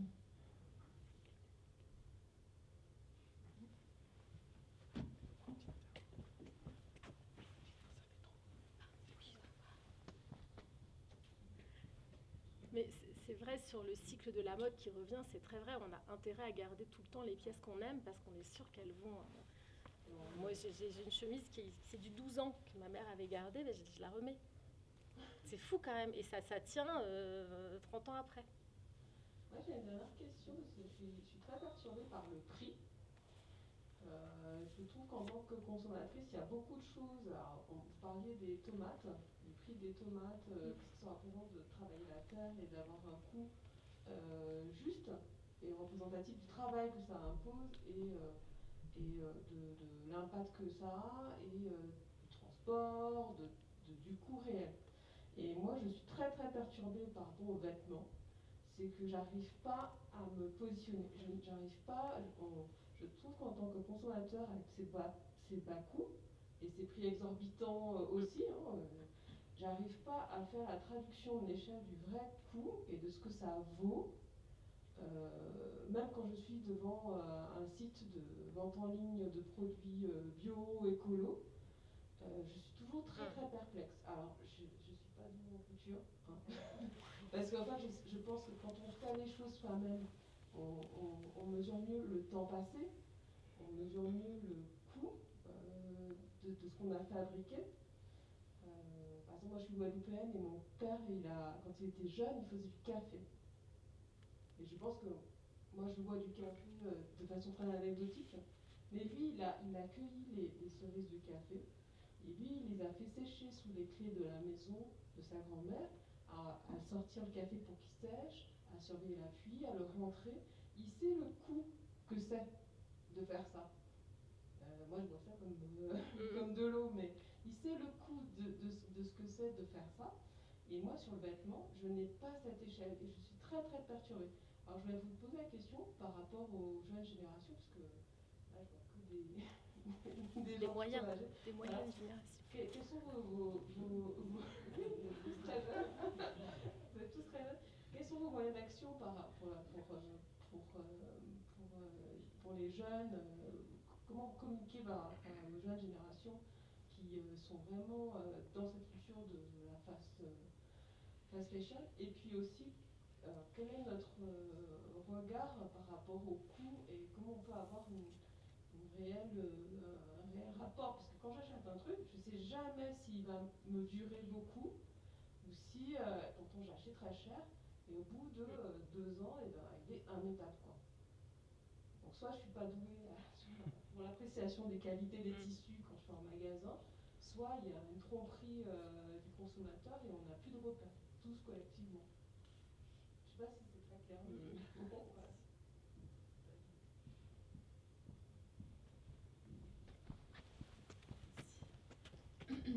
Ce que vous dites à la fin est très vrai, c'est qu'on n'a plus de repères. Et que pour les jeunes générations qui sont nées en 90-2000 et qui sont nées avec des Zara au coin de la rue, c'est très difficile de dire que c'est pas le vrai coût d'un vêtement en fait, mais pour nous tous. Et ce qui est vrai aussi, c'est qu'on n'est pas capable de dire vraiment quel devrait être le coût juste d'un vêtement fabriqué dans de bonnes conditions. Ça dépend du modèle, du volume, du nombre d'interventions, du pays. Et en plus, nous, ce qu'on dit, c'est qu'il ne faut absolument pas acheter peu cher et mauvaise qualité. C'est forcément une exploitation humaine, environnementale. Mais c'est vrai aussi, on dit moins qu'en fait, on pourrait avoir des vêtements peu chers, fabriqués dans de bonnes conditions. Les salaires sont tellement dérisoires dans ces pays, on pourrait... Au Bangladesh, on doit être à 85 € par mois, le salaire minimum dans l'industrie de l'habillement. Dans d'autres secteurs, c'est plus élevé. On pourrait multiplier par 4 ce salaire, ce qui correspondrait à un salaire vital local, disons autour de 300 €. Un peu moins, entre 250 et 300 selon l'élément des syndicats. Donc à 250 € par mois, les Bangladais auraient un salaire vital, vivraient dans de bonnes conditions, et ce serait toujours que 250 € par mois, donc le coût de la main-d'œuvre serait quand même très bas et on aurait quand même des vêtements à bas coût. Enfin, Donc tout ça est complexe, on a des vêtements à bas coût parce que les marques vont produire en volume et elles produisent en de tels volumes qu'elles ont les moyens de faire pression. Sauf que tout ça ne devrait pas exister parce que ça veut dire une pollution, encore une fois, des vêtements. Donc déjà, on est un peu démunis pour dire quel devrait être le vrai coût d'un vêtement. Le signe aujourd'hui le plus facile, c'est la qualité, en effet, et c'est la façon dont le vêtement va durer. Mais on a vu aussi, je citais tout à l'heure, le groupe SMCP, Sandro, Mage, Claudie, Pierlot, je ne sais pas si c'est des marques qui vous le disent, qui vendent à des prix, donc c'est des prix, c'est des segments semi-luxe en fait, c'est-à-dire ça va être des vêtements. Pardon? Pierlot, oui.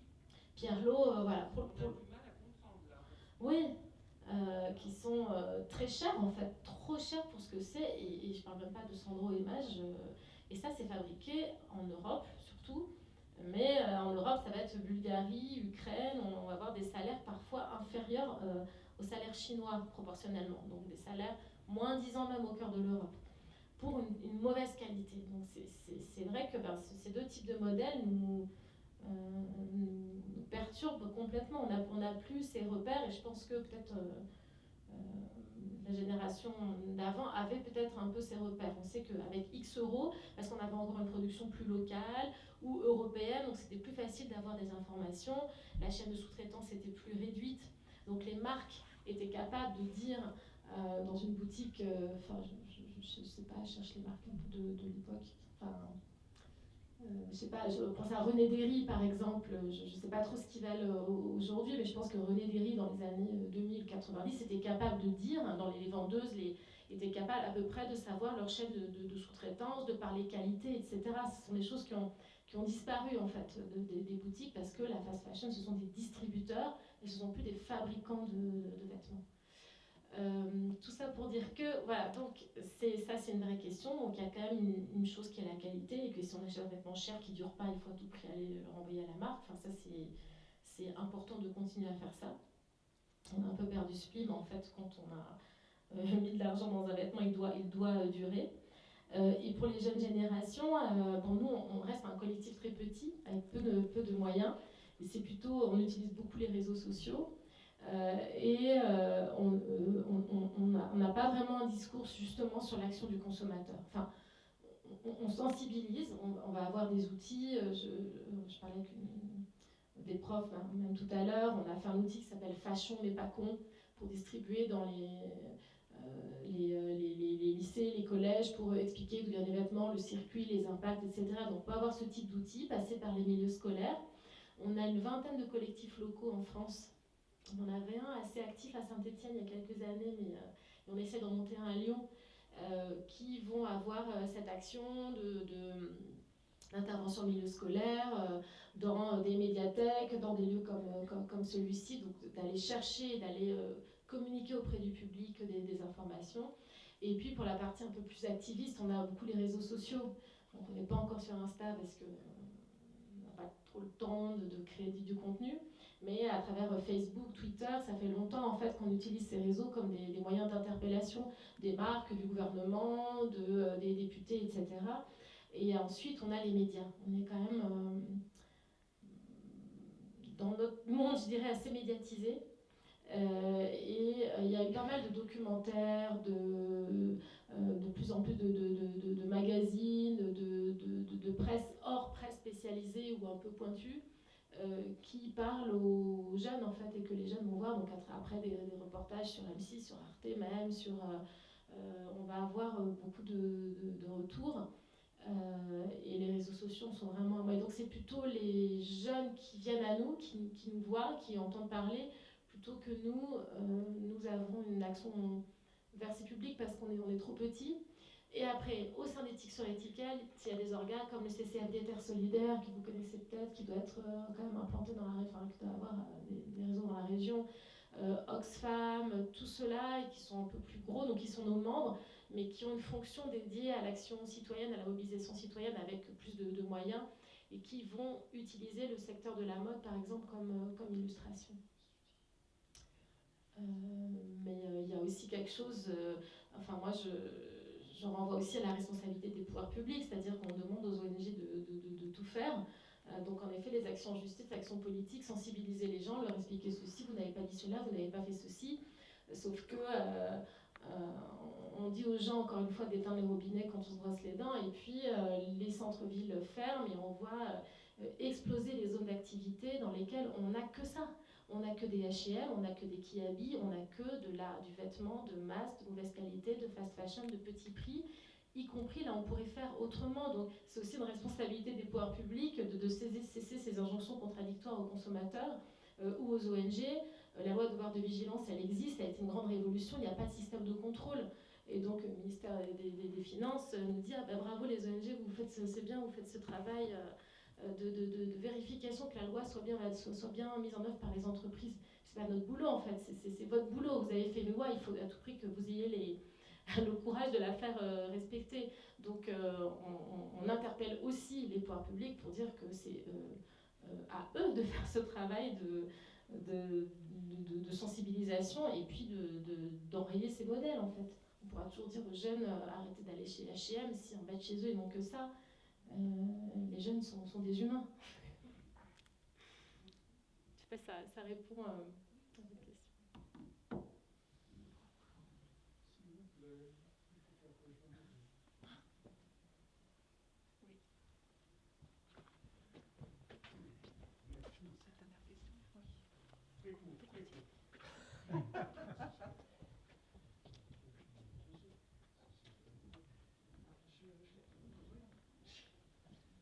Les dernières, puis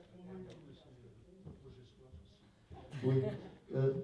Il y a deux belles affiches là que j'ai retenues de tout ce que vous avez dit. C'est le travail forcé des Ouïghours. Ça, c'est un argument massu pour une assoce, un État, même une multinationale. Parce que quand on dit un travail forcé, ça veut dire que c'est un travail qui est obligatoire, qui pourrait, à la limite, ne pas être payé dans l'expression.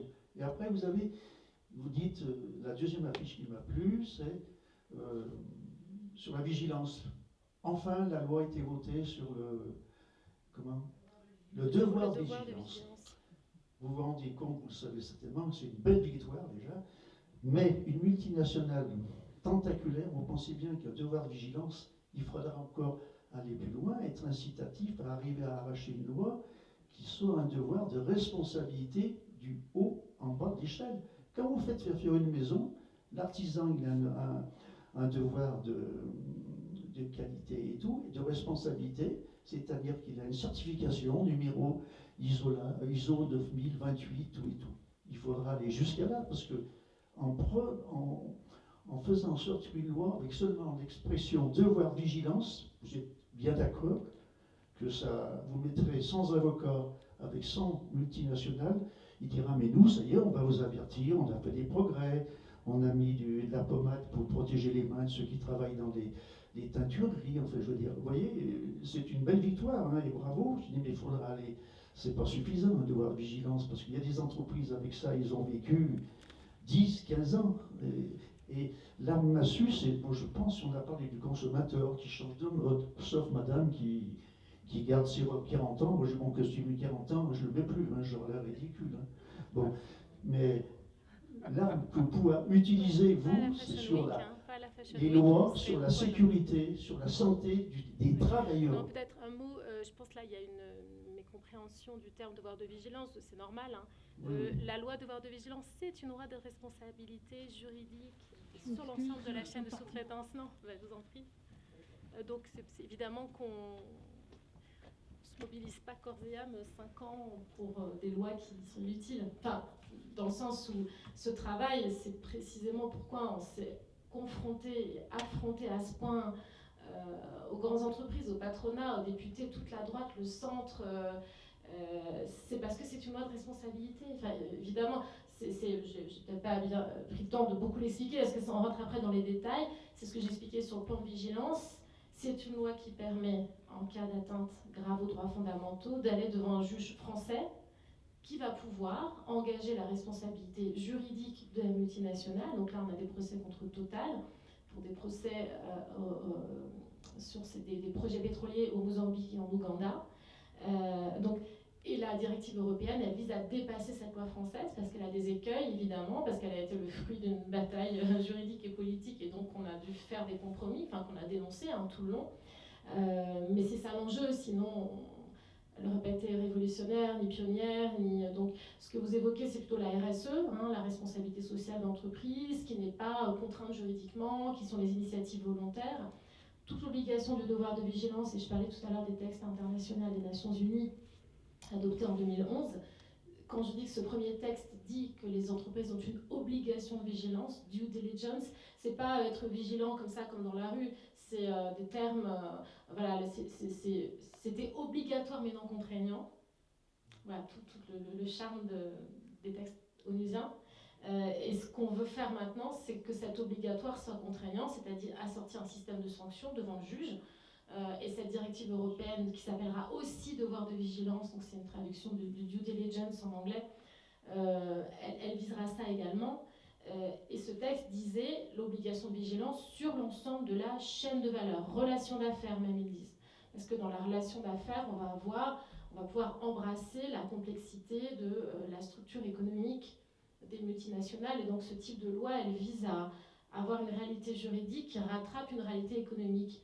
On n'a plus seulement une entreprise avec ses salariés en France soumis au droit local français, on a une entreprise avec des holdings, des filiales, des sous-traitants, des fournisseurs qui petit à petit vont échapper à des règles de droit. Et on cherche, comme elles vont être dans des pays moins disants et qu'on ne pourra pas en effet du jour au lendemain renforcer le droit au Bangladesh, au Mozambique, au Myanmar, en Chine, on remonte à la structure économique. Et c'était toute la bataille, et c'est pour ça que les Dassault, les Total et tout ce monde-là n'étaient pas contents, et leurs alliés politiques, de dire on va remonter à la multinationale, c'est-à-dire on arrive à faire remonter les capitaux, on veut faire redescendre la responsabilité. C'est ça en fait l'idée maintenant. Donc on arrive tout à fait à avoir une traçabilité pour les flux capitaux, on veut une traçabilité, on veut une possibilité de remonter. Donc c'est évidemment tout l'enjeu, et c'est pour ça que ça a été une bataille si difficile. Et pourquoi cette loi fait référence aujourd'hui, si vous avez un peu le courage, tapez devoir de vigilance France-Europe, vous allez voir un peu tout ce qui a été dit autour de cette loi. Maintenant, elle n'est pas, par exemple, il n'y a pas d'autorité de contrôle. Donc on peut saisir le juge, mais c'est aux ONG d'aller vérifier que telle entreprise est soumise à la loi, qu'elle a publié son plan, que son plan est bien. C'est pour ça qu'on dit c'est bon, on a autre chose à faire, il faut une directive européenne qui va pallier les insuffisances de la loi française. Mais idéalement, il faut même du pénal. Mais là, on en est un peu loin. Une dernière question.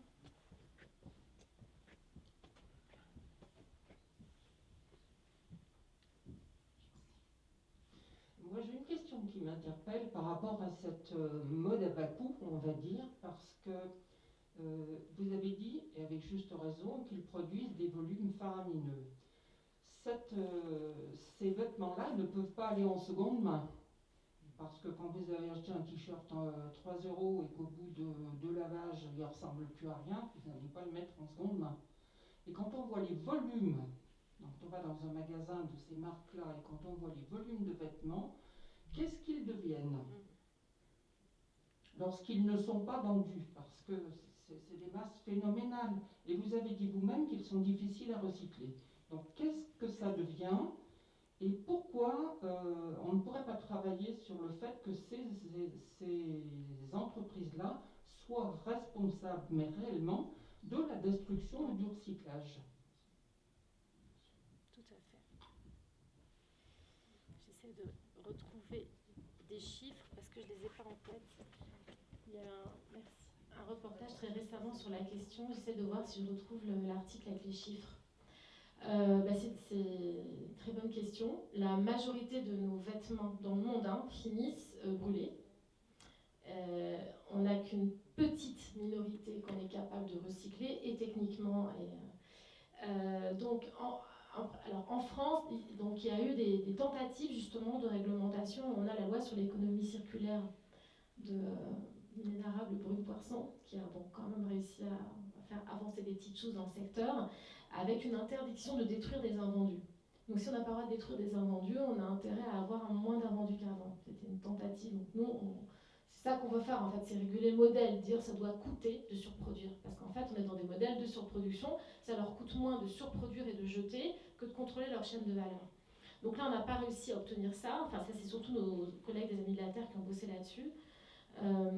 Mais au moins, elles n'ont plus le droit de les détruire, sinon elles payent une amende. Donc ça existe déjà dans la loi française, c'est déjà bien. Donc le détruire, elles vont faire appel à des organismes de collecte. Donc là, ça va arriver dans ce qu'on connaît bien, c'est-à-dire les relais, Emmaüs, etc., qui, eux, vont faire ce tri. Et dans ce tri, je vais voir si je retombe, il y a vraiment... Parce que c'est aussi quelque chose d'opaque, hein, le traitement. Il y a eu plusieurs reportages qui disent la chaîne est opaque, on n'arrive pas à savoir où vont nos vêtements, où finissent nos vêtements. Alors c'est oui, le dernier sur le front de Hugo Clément, ce journaliste un peu engagé, notamment sur les questions animales. Et là, il y a quelques chiffres, mais les chiffres sont très compliqués. Bon, je ne sais pas là.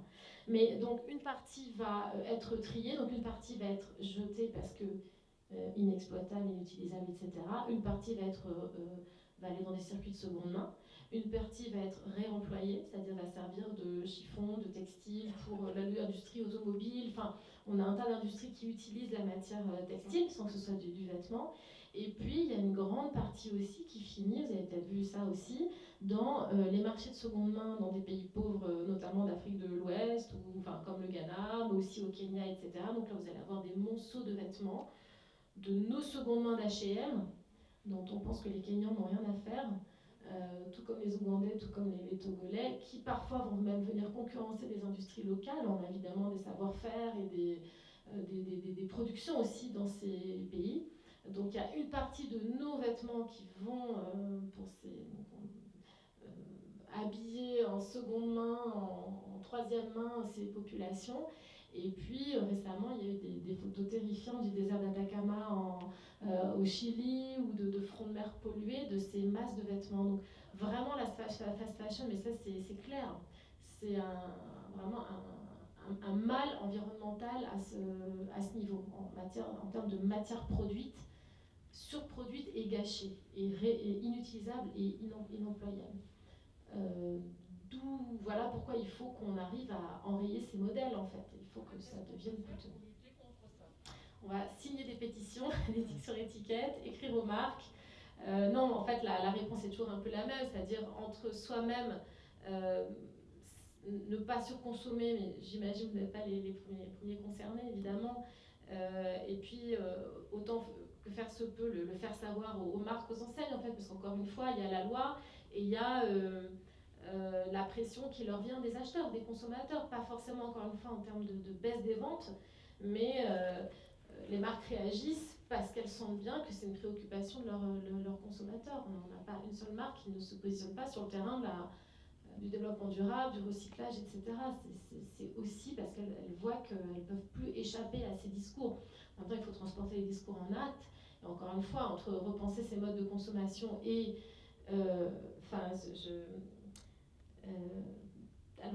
faudrait que j'explique plus concrètement en quoi le devoir de vigilance permet ça.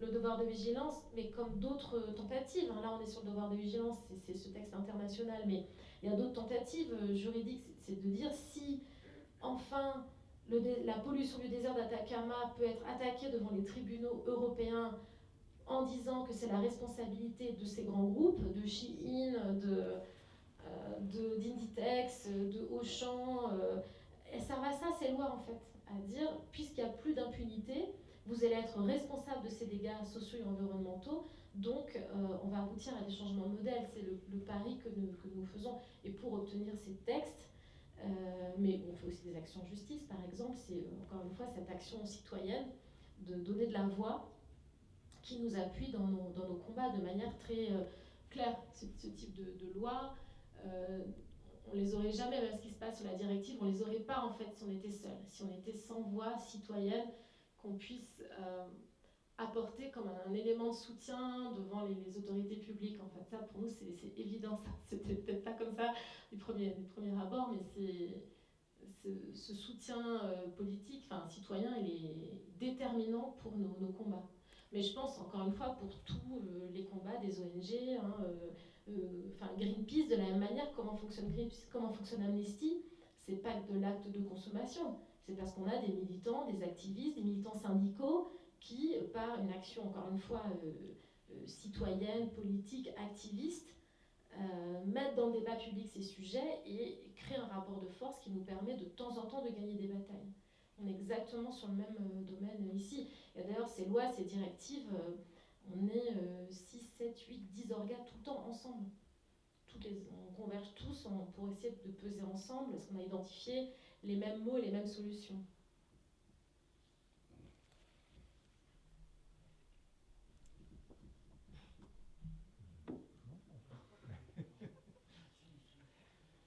Non, mais oui, si, moi je veux bien conclure très rapidement.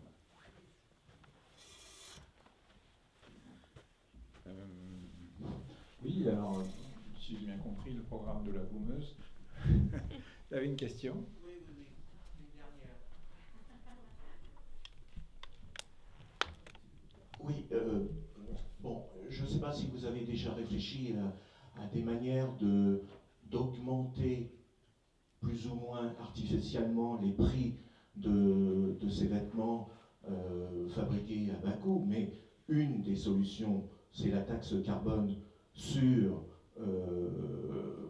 l'énergie en général et sur le prix du transport. Et puis, pour finir très rapidement, je vous renverrai peut-être au message de Gandhi qui disait que avoir un rouet chez soi pour faire ses vêtements était la meilleure solution de se décoloniser, quoi.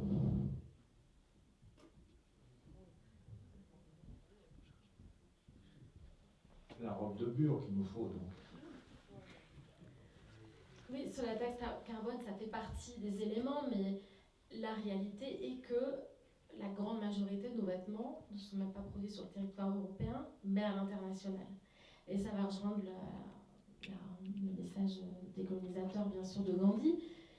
C'est la question des modèles de développement.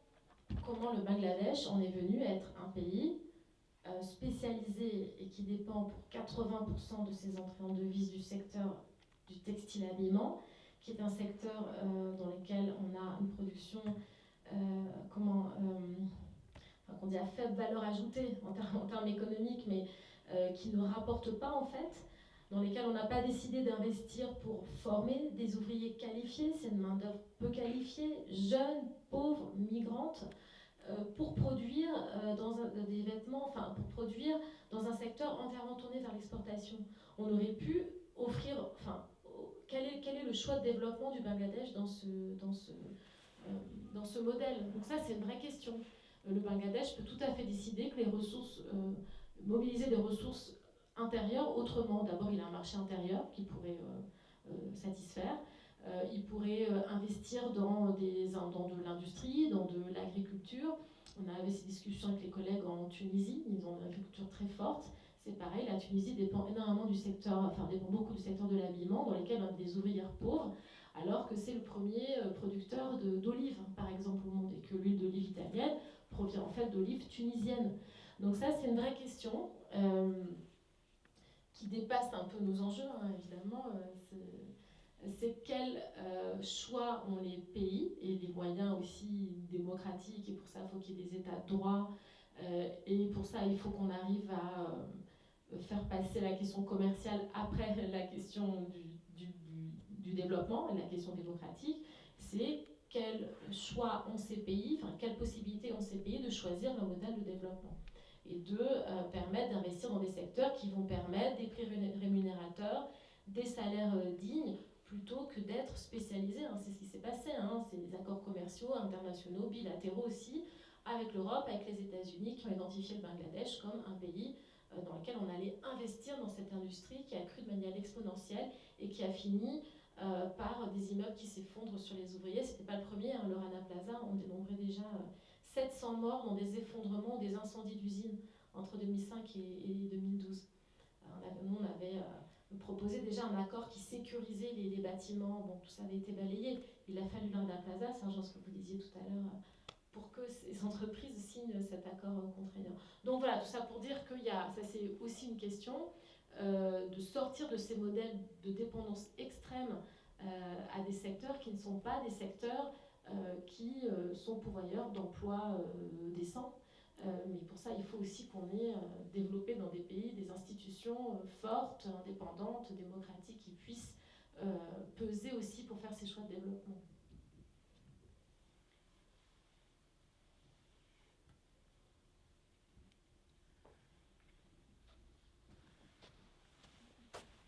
Voilà, bien, si vous n'avez plus de questions, on va donc clore cette session de la pulpe pour aujourd'hui en disant que moi je trouve que la pulpe a d'abord merci à Naïla et merci à tout le public qui était là présent et pour dire que voilà, à partir simplement d'une fonction essentielle qui est celle de s'habiller, on a traité du droit, de la politique, de la géopolitique et d'autres sujets, et que voilà, j'ai l'impression que vraiment pour cette raison, pour toutes ces raisons-là, la pulpe a rempli son office. Merci à tous.